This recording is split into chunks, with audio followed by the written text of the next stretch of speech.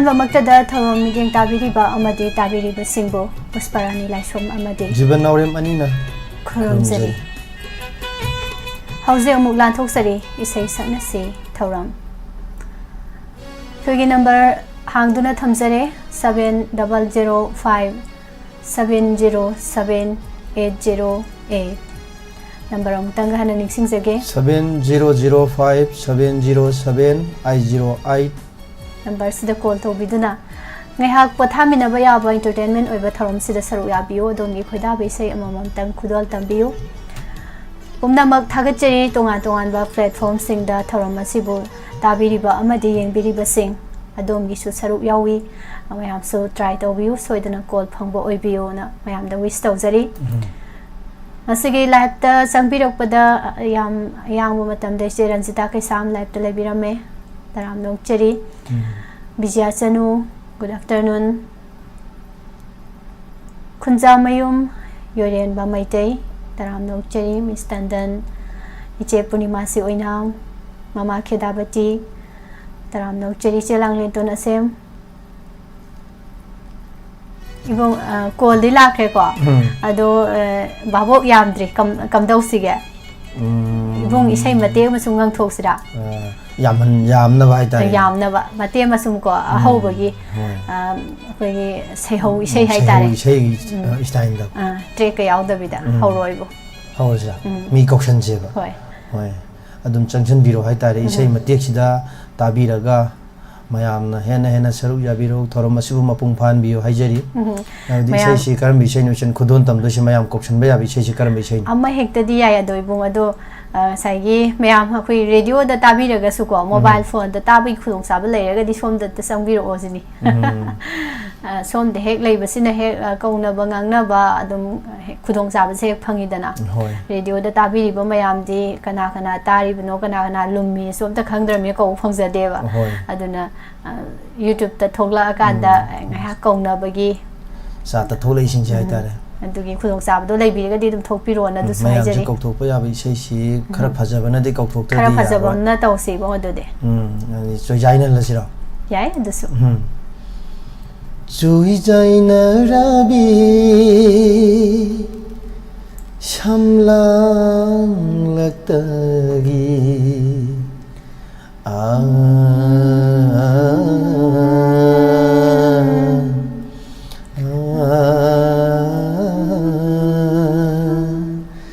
Sui jaina rabi shamlang laktagi lona yeng lakpa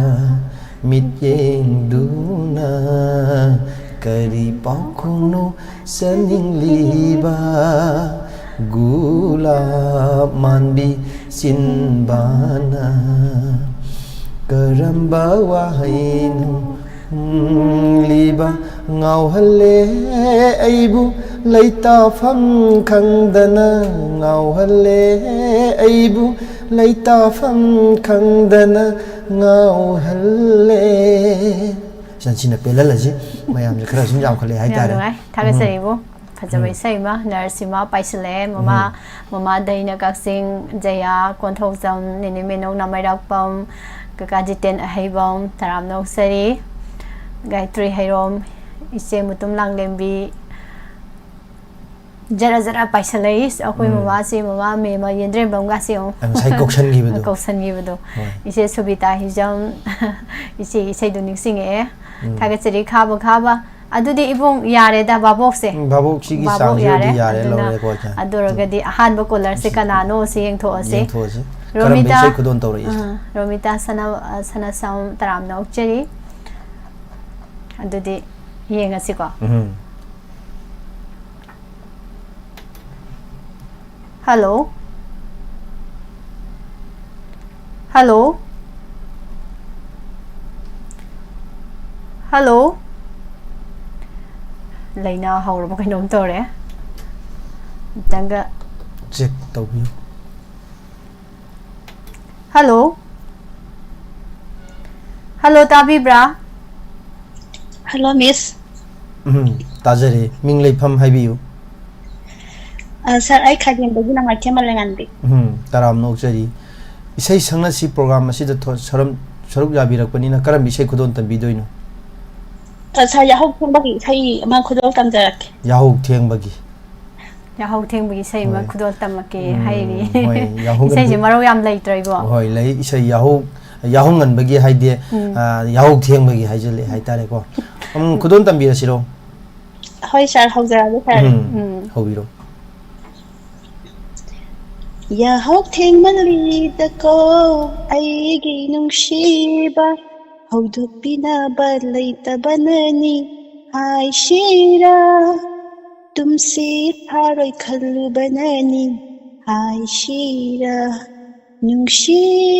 machang khunjaba fanglaroidra taksi sonduna ido lil hauradara yahok thengmali da ko aigi nungsiba inata taba manibu aina akaiba mingse oiraboi khaluba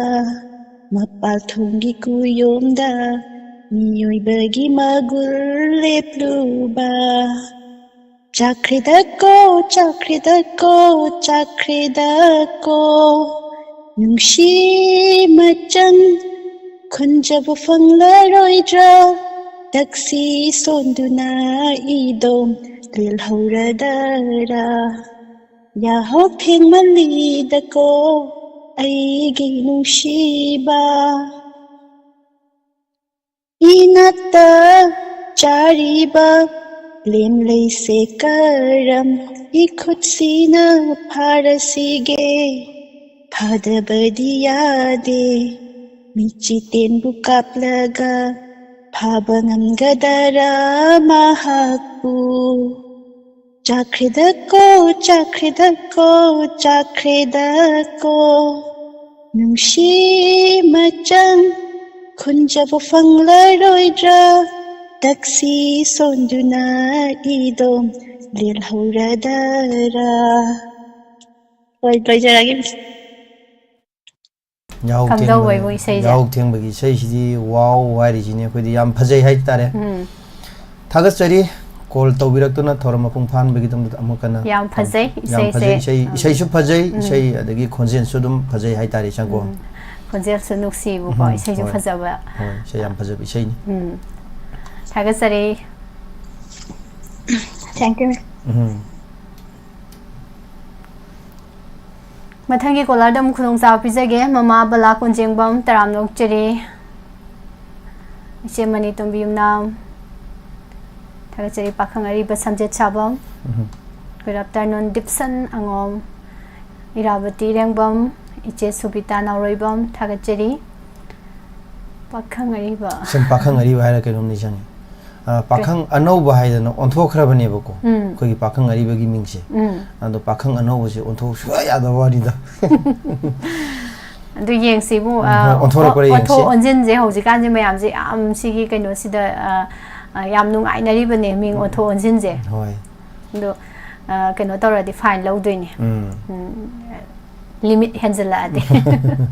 ise bem saning thozam iche abe khangem bam taram no sari live telengsin birakpada mayam pumnama chitha hobo yauri brana sumjing yauri nine sumola samurai lapam su yawirame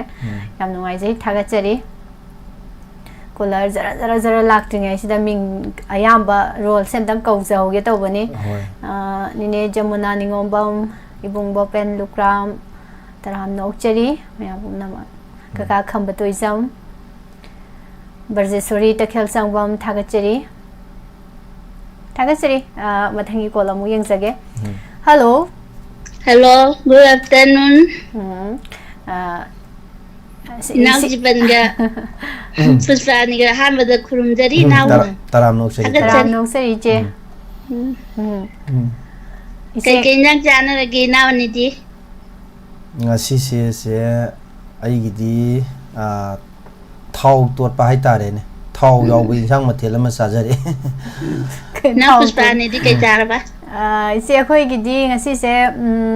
hawai thongba amde dum yawre nungti hawai thongba ma dum yawre soibum mama phajana londare daidi koi gi फजन सारे rau khara rau haigum tawda koi gi nga hoi masa do khaga sang yam chaw na tabam leibado adu mapum tawe as sa ba yaram no ma asai de ni adu mai dum taro hana gre che adu ngasi di che kanagi sei pubirake nga ho isai porak tingai da sei sak padi khangdre ba kwa nungsi nungol hone tha da bodo ado isai se khudon tambidri ngai da mayam da hai tare ise ise khoi di sak khangzare ado mayam di khangdabni na warok doine ba ko ja aduna ise gi ming amadi leifam amungtang haibiramu kaching de chi ji bola ta ne thaga sari je ado di isai se khudon tamba hobira siro hora ge nungsi nungol hone tha hangama pansa na tha lagle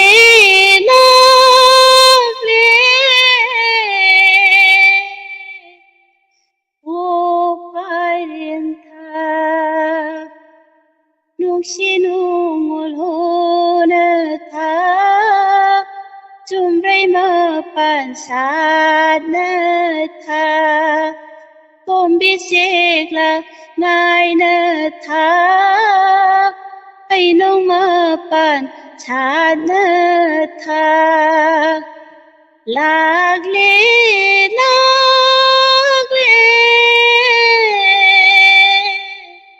nang ai gi o phai ren tha inga ingen phum dam tha tharo thamban chana tha inga ingen phum dam tha tharo thamban chana tha o hai pan dom phar tha ningol pungning ona tha hau pan do phar pa utum na tum pong la pa tha la khi cha thi nang ai gi o ingen tha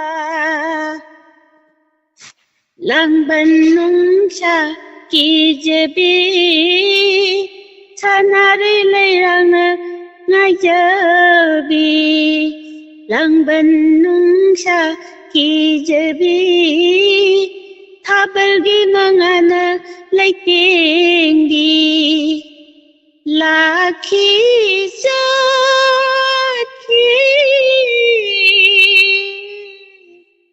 nang ai gi o mera tha nung do ligla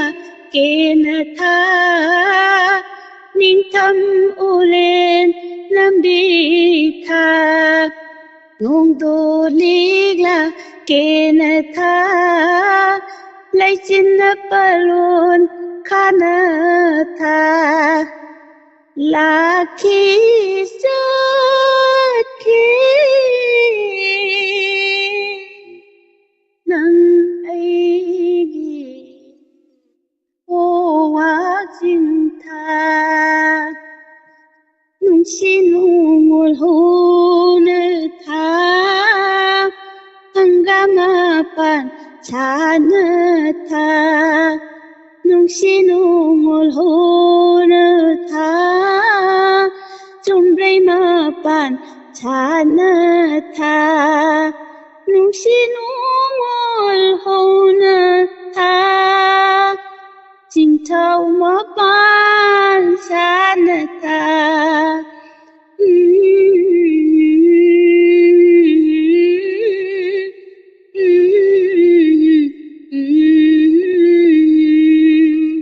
Nak sudah lu sendiri lagi, soalnya kita lanjut belum ngapain. सोइदे दैसे इसे याम फजना खुदोन नुआइना तारिबनी फजाबा इसेनी ताबिरम ताजरी कोइसु ngसाइदा इजे कनो सक्जबने बको इरगा तमजबने चिंफा फाजबने ngसाइदा याम नुगाइ जे इचे अचिनबा मतम काइथोपिदना होरेदि सेइ मुंगक थोके गाना होनबिबगी पाउगा तंबिरकपसे याम नुगाइ जे होय phone Pakhal पिरकपेजु थागतजरी ना नेबु होय तारामोक्सरी कोइगी इनाक्सिदबु number से सटलाउ फाउजलादि दुम पाइरे अदुम पाइखले सिदा लेरे ngасai phangsu ngarang phangsu adum paikhatle da leire iche oh thank you thamjarage mathang color da chance pijarage thagat sari iche devdas rk taramnuk chiri ibung anjan hojai ngakpa mama anandi okram taramna ukchari isai phajahansi ko hare kari isai je khang de da mama joya taramna ukchari good afternoon ko ire joya se live to o phang da ba थागचरी से शांति ब्ला से फजन जाय से फजन जाय वारी दि लाई कोइबो अदो collar केना सु खरा फजबम सपिराबो अदगे अखोइनी फमी सिदा जों सागी इसाइदो फजरागा दे अखोइनी जु फजा फजबदो हाइदि मयाम ताहा मयाम सम सांलाकुदो तारा गांदा अदो हाइजो हाइनि इबुंग मरक्ता सु सेम सक्से को सक्से इंदु ओइनाम तराम नोक्सरी निनेमिम सा सगोल सेम इचे मबें काक्सिंग थागचरी मैं पुना मथंगी कॉल अमा मुक लखसि बुंगा दो हेलो हेलो हेलो ताबी ब्रो हेलो लो तराम नोक्सरी मिंग लेफम हाइबियो नोक्सो है वाला काइते दा धाकोय मी सुखरा लांगे दो हौजिसिबो मैडम कई दो बिरामिनो खाना तोरा मियों बिलना सो पिछले ने आइबो करिनो तौसादिबो होय होजिक से हार साइ बिरी ब्रो लोफमदा आवरो हार साइगेदा अदुरी वाखन याम नुवाइना हार साइ मला बोलना न पिछले मेबो होय हार से वाखन याम नुवाइना साइबा माले याम नुसिए इमौ नुपिदो इमा से इसै गे साहनिंबगा फावरिबा इमौ नुपिदो होय अदु इमा थोरम सिदा सरुक जाबिराबनिना करम बिसै खुदोन तंबिदोइनो sei yu kari noi no asia ma ji ki sei ama tok tom jata ke se yam nuai je sato piu mama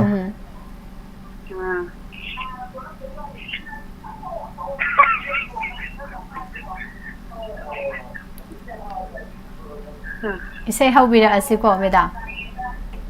sei haubira dira haubiro ba kaya da nagrambana nang aigi kunci se ngasidi kaya da nalamnaraba narabasu kanadabagum kaunaba ngambedo asira nusibagi palhai bodo asira nusibagi palhai bodo aiburaga noksarambi nangna ngasidi karigi hainadaba uliba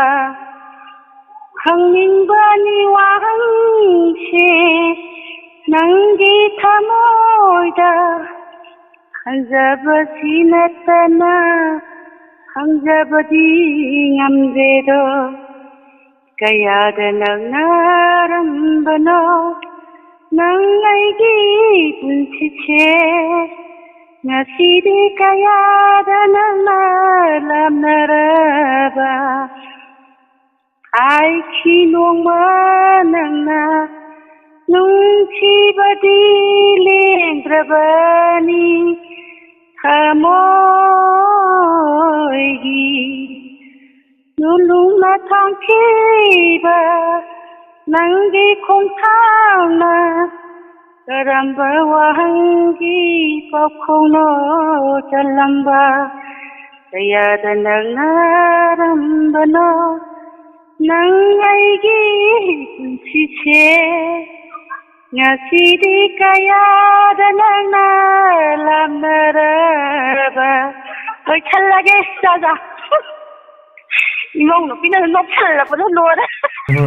isai si yam phajana kudon tambirami อีเมาหนูปีโดมาใส่นี่มาเนี่ยมีใส่จุดสานบานกสุนกสันบีบะ 이몽 높이는 높살라 보다 노래. ภาษาหนังตัวเองยามหนูไงเจมาเขาจะเก thagasai thagasai 간절하게 간절하게. ถ้าเกิดจะดีมาภาษาไว้ใส่นี่ก็บอกอันนูเสียงกันตาดีหูจิกช่วยตัวสุดตัวปัจจัยตัวสุดตาบ้ามาเลยนูน้ำตาตาจะให้ว่าคำเมียนสุดเอาเลยก็บอกนูตาเราเป็นสิ่งใช้นิ่งสิ่งเลย je kan bi sai ning chang ni ja do khudon นู tam tho ตามันนิ่งสิ่งไปใช้จะได้นะตีบไอ้กี่ปุ่นสีงานนูหลักสิดา yes yam phaja bi sai ni hai tare นิ่งสิ่งหลักไปว่านี่นะ kolan nga hak pai bi ro isai ma khudon tam jara ke nong si ka sana ba isan ga koi ni do chakla ke hai ta อันตัวอีพงไอดีใช้จะองค์พงที่สักตีก็สิ่งใช้จะ sak ni na lo ne ma yam shoi ga su la dum la na mien ja ba ne mien thos เลยดีบะ hoi ทางกัจจรีอมรจิตลวังอิเชชุปริยวังจำนิรัสมณีตรามนกจรีจอห์นมาร์กไลฟ์เตเลบีบะมรุอัมเบกาไลชรอมคาราสิเท่าจะเอาเรโกบดะ hoi khara si tha khara na dai du ni ko adum อิเชเองบีมนามตรามนกจรียาริก็ดีเองเกสิทานันดาลอยกินตัวเนี่ยบะ adum marak ta mo he yaw gi hai tare ยาวเอดูคอมเมนต์คาราตัวบิดอกปะดูแล้วก็ดีดูยาวเลยหนูยามกันตาเลยให้เสียดูนี่บุ้งกับคนนี้ชักตัวอีเสียคนนี้ขับตาดูริบจ้าละคำเดียว adugo ngasai gi nong kana taraga su haidi taning ba haidi thoromasi bu yengbi ba tabi me amna di thawai yauna tabiram doine ko nong ta ba sanga moi doine hai tare ยามหนูไอ้เจ้าอีบุ้งกับพมินนะบางทีคุณองค์จามเสร็จเราจะรักกันแต่ด้วยทรงให้บ่ให้แต่ว่าไม่ยามดูคุณโดนตำเจเกก็เลยเอามาสุไลเอโดหากตั้งโคลตัวบินนะบางทีเดิมแต่หนูลูกสารีถ้าเกิดจริงไหมอ่ะใส่มาเตะมาตกสลายเก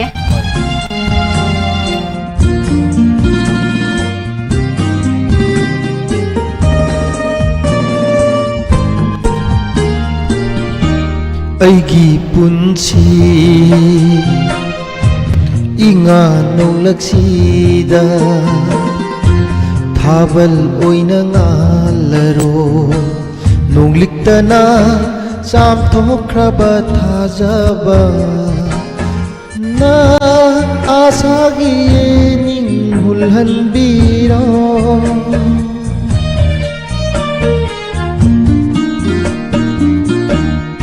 narum thona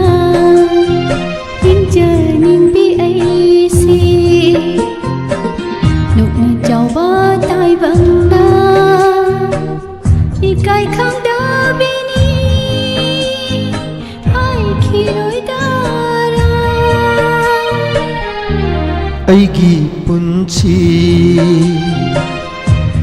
inga nong laksida thaban oina ngalaro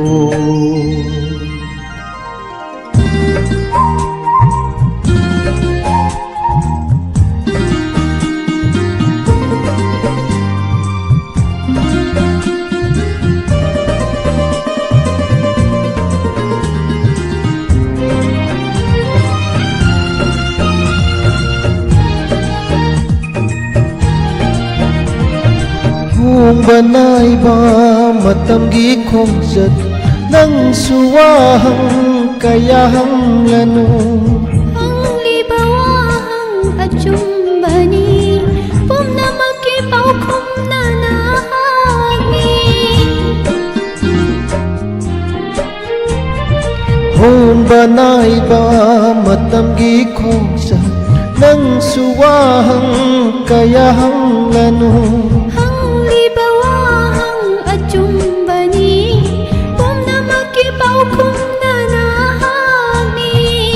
nang tana inate libiu ai se nangini abiu ichil sina phongam rabasu thawai dinangi on khabani aigi punchi inga nong laksida thaban oina ngalaro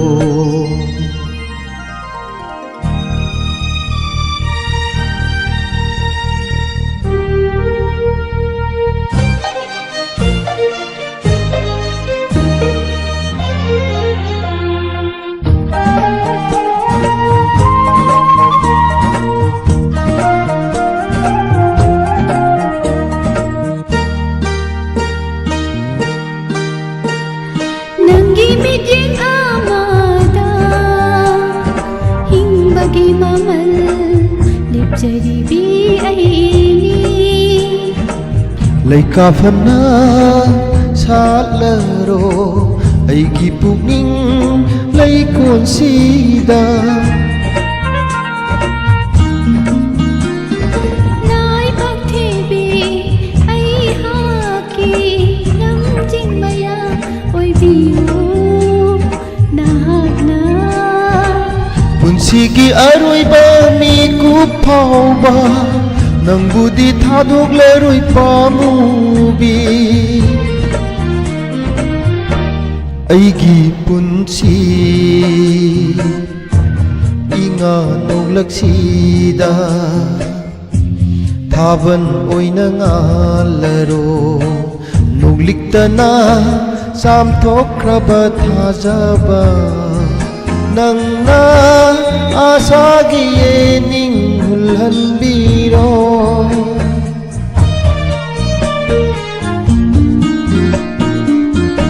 narum thopna injaning bi aisi na chawba tai bangna ikai khangda bini ai khiroi dara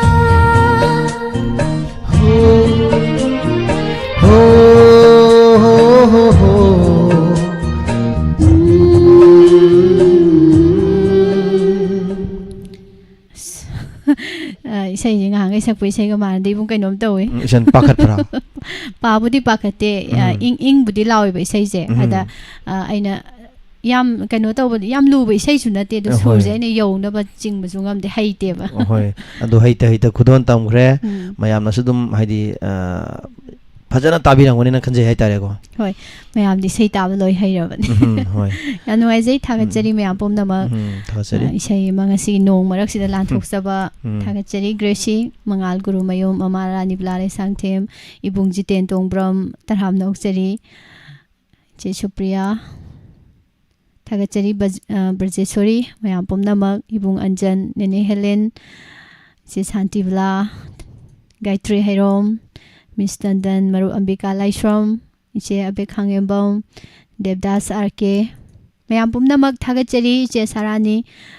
collar गे मुक्तामिनसे दो मखा तारकपा collar गी सु दुगा खोइ सु दुम हाइरेसु हाइतरसु दुम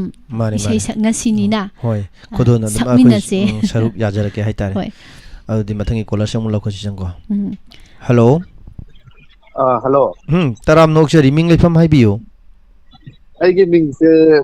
ꯁꯅꯥꯍꯜ ꯂꯩꯐꯝꯅ ꯊꯥꯡꯒ ꯀꯦꯟꯗ꯭ꯔꯒꯤ ꯏꯊꯤꯡꯗꯒꯤꯅꯦꯕ ꯊꯥꯒꯠꯆꯔꯤ ꯇꯔꯥꯝ ꯅꯣꯛꯆꯔꯤ ꯑꯩꯒꯤ ꯃꯤꯡꯁꯤꯒꯤ ꯃꯃꯥꯡꯗ ꯂꯝꯍꯦꯟꯕꯅ ꯍꯥꯞꯄꯒ ꯂꯝꯍꯦꯟꯕ ꯁꯅꯥꯍꯜ ꯍꯥꯏꯖꯅꯤꯡꯕ ꯑꯣ ꯑꯦꯂꯥꯏꯁꯇ ꯑꯣ ꯑꯁ ꯂꯝ ꯌꯥꯝ ꯍꯦꯟꯇꯣꯛꯎꯔꯕ꯭ꯔꯥ ꯍꯥꯏꯁꯤꯕꯣ ꯑꯉꯥꯡ ꯑꯣꯏꯔꯤꯉꯩꯗꯒꯤ ꯈꯔ ꯑꯗꯨꯝ ꯐꯤꯡꯉꯛꯄ ꯍꯥꯏꯇꯥꯔꯦꯅꯦ ꯋꯥꯔꯤꯁꯤ ꯌꯥꯝ ꯅꯨꯡꯉꯥꯏꯔꯤ ꯁꯥꯔꯒꯤꯁꯤ ꯍꯣꯏ ꯑꯦꯂꯥꯏꯁꯇ ꯍꯥꯏꯇꯥꯔꯦꯀꯣ थागचरी कॉल तौबिरक्तुना थोरम असिबु मपुंग फाहन बिरंबा करम इसे खुदोन तंबिगनी ꯑꯩꯁꯦ ꯅꯣꯡ ꯃꯔꯛꯇ ꯂꯩꯕ ꯑꯩꯒꯤ ꯁꯥꯎꯟꯁꯦ ꯅꯣꯡ ꯃꯈꯣꯟ ꯇꯥꯔꯒ ꯏꯁꯩ ꯁꯛꯄꯗ ꯅꯨꯡꯉꯥꯏꯔꯣꯏꯗꯣꯏꯖꯥꯠꯂꯥ कशु कायदे अखोई सोमदा ताबदा मयेक सेंगना दुम ताई हाइतरी चंको खुदोम ओजा नावबोयगी सेमा मतें तंग इसाई मतें तंग आई चलके खुदोन तंबियु लैतोंद सरे पांडवी जय खैराम लीश्वर लाइबत थंबा शादवी पंदोलो न थांद आई पुंसीदा इरंगी कायना वारी थमोइदा चूरंगी ओलांगीशा अते पनुनी समझिल्लो यादे असाव पुगनी इंहन बंगमदे वजबा अरेंबा स्लोक फुंगे पुलिस सारे सिंगम द्रे हाइट लो सिंगरगे जाम फजन खुदोन तंबिरमी थागजरी ꯁꯤꯡꯕ ꯍꯧꯔꯛꯄꯗꯣ होय हौजिक सिबु ꯈꯪꯂꯣꯏ मोरांग साइ ꯂꯣꯏꯁꯤꯟꯈꯤꯕꯗꯣ सिबु ꯏꯃꯥ नोंग अदुम कन्ना ताबिरिब्रा कमाय तो हौजिक जाने होय मोरांग से नोंग कन्ना सुये अदो अखोगी सारोगी साइड तदि हाइतारे लौचिंगी फिबमदि करंबा कंडीशन द लेबिरिगे फिबम सिबु lau se ayambana chingkhong naknadi mayam se lau urba ngamde adugo ubu yaba jagada ubuda lau sing adum thai sidi isingju khara adum marang kaina phangdamina uriba khara sidi pothok marang kaina thokane na sanjay होय थागचरी फोक्थोक यामना थोक्तना चाबा थकपा वातबा हाइबदो अमतक ओहेनसी हाइजरगा मथंगी cooler the मु खुदोंग चाबा पिजगे sir hoy thank you ꯊꯥꯒꯠꯆꯔꯤ ꯁꯣꯃꯣꯕꯂꯥ ꯅꯤꯉꯣꯝꯕꯝ ꯕꯥꯕꯣꯛꯁꯦ Incoming voice call from +91. ꯑꯩꯈꯣꯏ ꯕꯥꯕꯣꯛꯁꯦ ꯃꯁꯤꯡꯁꯦ ꯈꯔ ꯋꯥꯠꯄ꯭ꯔꯅ ꯈꯟꯕꯅꯦ ꯑꯗꯣ ꯇꯝ ꯇꯝ ꯌꯧꯁꯜꯂꯛꯏ ꯀꯣꯏꯕꯣ होय ꯁꯨꯝ तम ꯌꯦꯡꯕ तम ꯀꯥꯟꯗ होय तम नो ngसाigi यावब नंगहोद्रसु अस ai नंगरोय याव ai मसी इमता याहुदे यादे कर चंगखलकपदो ꯍꯣꯏ ꯑꯗꯨꯃꯥꯏꯅ ꯑꯗꯨꯅ ꯆꯪꯁꯤꯜꯂꯤ ꯏꯕꯨꯡ ꯍꯥꯏꯇꯥꯔꯦ ꯃꯌꯥꯝꯗ ꯏꯁꯩ ꯐꯖ ꯐꯖꯕ ꯇꯥꯍꯟꯁꯤ ꯏꯕꯨꯡ ꯁꯦꯝ ꯁꯥꯔꯒ ꯂꯩꯕꯤꯌꯨ होय होय ꯀꯣꯂꯔꯁꯤꯡꯒꯤꯗꯤ ꯑꯩ ꯑꯗꯨꯝ ꯄꯥꯟꯅꯔꯒꯦ होय अदुम ꯊꯥꯒꯠꯆꯔꯤ ꯑꯗꯨꯒ ꯏꯕꯨꯡ ꯑꯕꯤꯅꯥꯁ ꯇꯔꯥꯝꯅ ꯑꯣꯛꯆꯔꯤ ꯂꯤꯟꯊꯣꯏꯁꯇꯅꯨ ꯀꯨꯏꯔꯦ ꯂꯤꯟꯊꯣꯏꯁꯦ ꯎꯈꯤꯗꯕ ꯀꯣꯜꯁꯦ ꯑꯃꯗꯤ ꯑꯣꯈꯠꯆꯈ꯭ꯔꯕꯅꯦ ꯑꯗꯣ ꯑꯃꯨꯛ ꯍꯣꯜ ꯆꯪꯕꯤꯔꯛꯄ꯭ꯔꯥ ꯍꯣꯜ ꯆꯪꯕꯤꯔꯛꯄ ꯃꯥꯜꯂꯦ ꯑꯃꯨꯛ ꯁꯨꯃꯥꯏꯅ ꯍꯦꯛ ꯍꯦꯛ ꯊꯣꯛꯑꯦ ꯑꯩꯈꯣꯏꯅ ꯀꯣꯜꯁꯦ ꯂꯥꯛꯑꯒ ꯂꯧꯈꯠꯈ꯭ꯔꯀꯥꯟꯗ ꯀꯣꯜ ꯑꯃꯃꯨꯛ ꯍꯣꯜ ꯆꯪꯉꯛꯄꯁꯤꯅ ꯑꯩꯈꯣꯏꯅ ꯑꯃꯁꯦ ꯇꯠꯈ꯭ꯔꯕꯣꯏ ꯅꯤꯡꯗꯅ ꯂꯧꯈꯠꯈ꯭ꯔꯀꯥꯟꯗ ꯍꯣꯜꯗ ꯑꯗꯨꯝ ꯂꯩꯈꯤꯕ होंद हेक लेरमगुमबगो ꯁꯨꯃꯥꯏꯅ ꯇꯧꯕ ꯍꯦꯛ ꯍꯦꯛ ꯊꯣꯛꯏ ꯑꯗꯣ ꯑꯅꯤꯃꯛ ꯇꯠꯈ꯭ꯔꯦ ꯀꯣꯜꯁꯦ ꯂꯧꯈꯠꯆꯔꯤꯕ ꯑꯅꯤꯃꯛꯁꯦ ꯑꯃꯃꯨꯛ ꯂꯥꯛꯑꯦ ꯂꯧꯈꯠꯆꯒꯦ ꯍꯜꯂꯣ हेलो ताबिरबो Hello. तराम नोक्चरी मिंग लेफम हाइबियो Jajiban kasingi mana lini. इमा ꯏꯃꯥ ꯁꯨꯡ ꯄꯥꯏꯁꯜꯂꯦ ꯏꯃꯥ टाइमिंग ꯅꯣꯡ ꯇꯥꯕ꯭ꯔꯥ ꯍꯧꯖꯤꯛꯁꯦ Taye. ꯇꯥꯏꯌꯦꯕꯀꯣ ꯅꯣꯡ ꯃꯔꯛꯁꯤꯗ ꯀꯔꯤ ꯏꯁꯩꯅꯣ ꯏꯃꯥꯅ ꯉꯪꯕꯤꯗꯣꯏꯁꯤꯅ O imaji khanawgi lok thungda blockade tawri yam kuire adu saji bang ama isu sura lai isai na tem tang nga aga tang fresh oire yenge येंथोकपि ꯃꯗꯨ ꯁꯣꯏꯗꯅ ꯑꯣꯏꯔꯗꯝꯅꯤ ओने फ्रेश ओइथोकनी हाइतारे ngसागी वाखनजे फुंबंगनरगा लई हायरमनेबको इमान हाइजे अदो इसै मतेम तंग ngथोकपदा ngसागी फुंबंगनरबा वाखन जोनुं स्वाइ मांगी दुइने हाइतारे इमा खुदुन तंबिरसिरो ngai khong hoi hoi ai gi keno bem ta youtube kem ta lai thari होय होय ora di ko हौबिरो मा ꯍꯧꯕꯤꯔꯣ ꯏꯃꯥ sai di ma bi kalakar kana no ai ko gre na oi ma oi na ngang oi ni le होय सक्तो कांदा येंथो असि मा कनानो कलाकार सि कनानो nahaki punchigi torbanda nilugi pirang irina nangchigi tarpan kalam mathang po langugi mathang po langu nahaki punchigi torbanda aronda pirang natana karibu pini nakhanda aronda pirang natana karibu pini nakhanda sanadi nangi thamoina mamal yaudi khandi mamal khandi nahaki punchigi urbanda lidam laroi sinangonta nini jingba punsini lidam laroi sinangonta nini jingba punsini punchigi mamla lang ꯂꯝꯕꯤꯁꯤꯗ ꯃꯥꯏꯀꯩ ꯈꯪꯗ ꯂꯣꯏꯈ꯭ꯔꯁꯅꯨ ꯃꯥꯏꯀꯩ ꯈꯪꯗ ꯂꯣꯏꯈ꯭ꯔꯁꯅꯨ ꯅꯍꯥꯛꯀꯤ ꯄꯨꯟꯁꯤꯒꯤ ꯇꯣꯔꯕꯥꯟꯗ ꯅꯨꯡꯁꯤꯒꯤ ꯇꯔꯄꯟ ꯇꯂꯝꯒꯦ ꯃꯊꯪꯅ ꯄꯣꯛꯂꯥꯡꯉꯣꯟꯒꯤ ꯃꯊꯪꯅ ꯄꯣꯛꯂꯥꯡꯉꯣꯟꯒꯤ ꯅꯍꯥꯛꯀꯤ ꯄꯨꯟꯁꯤꯒꯤ ꯇꯣꯔꯕꯥꯟꯗ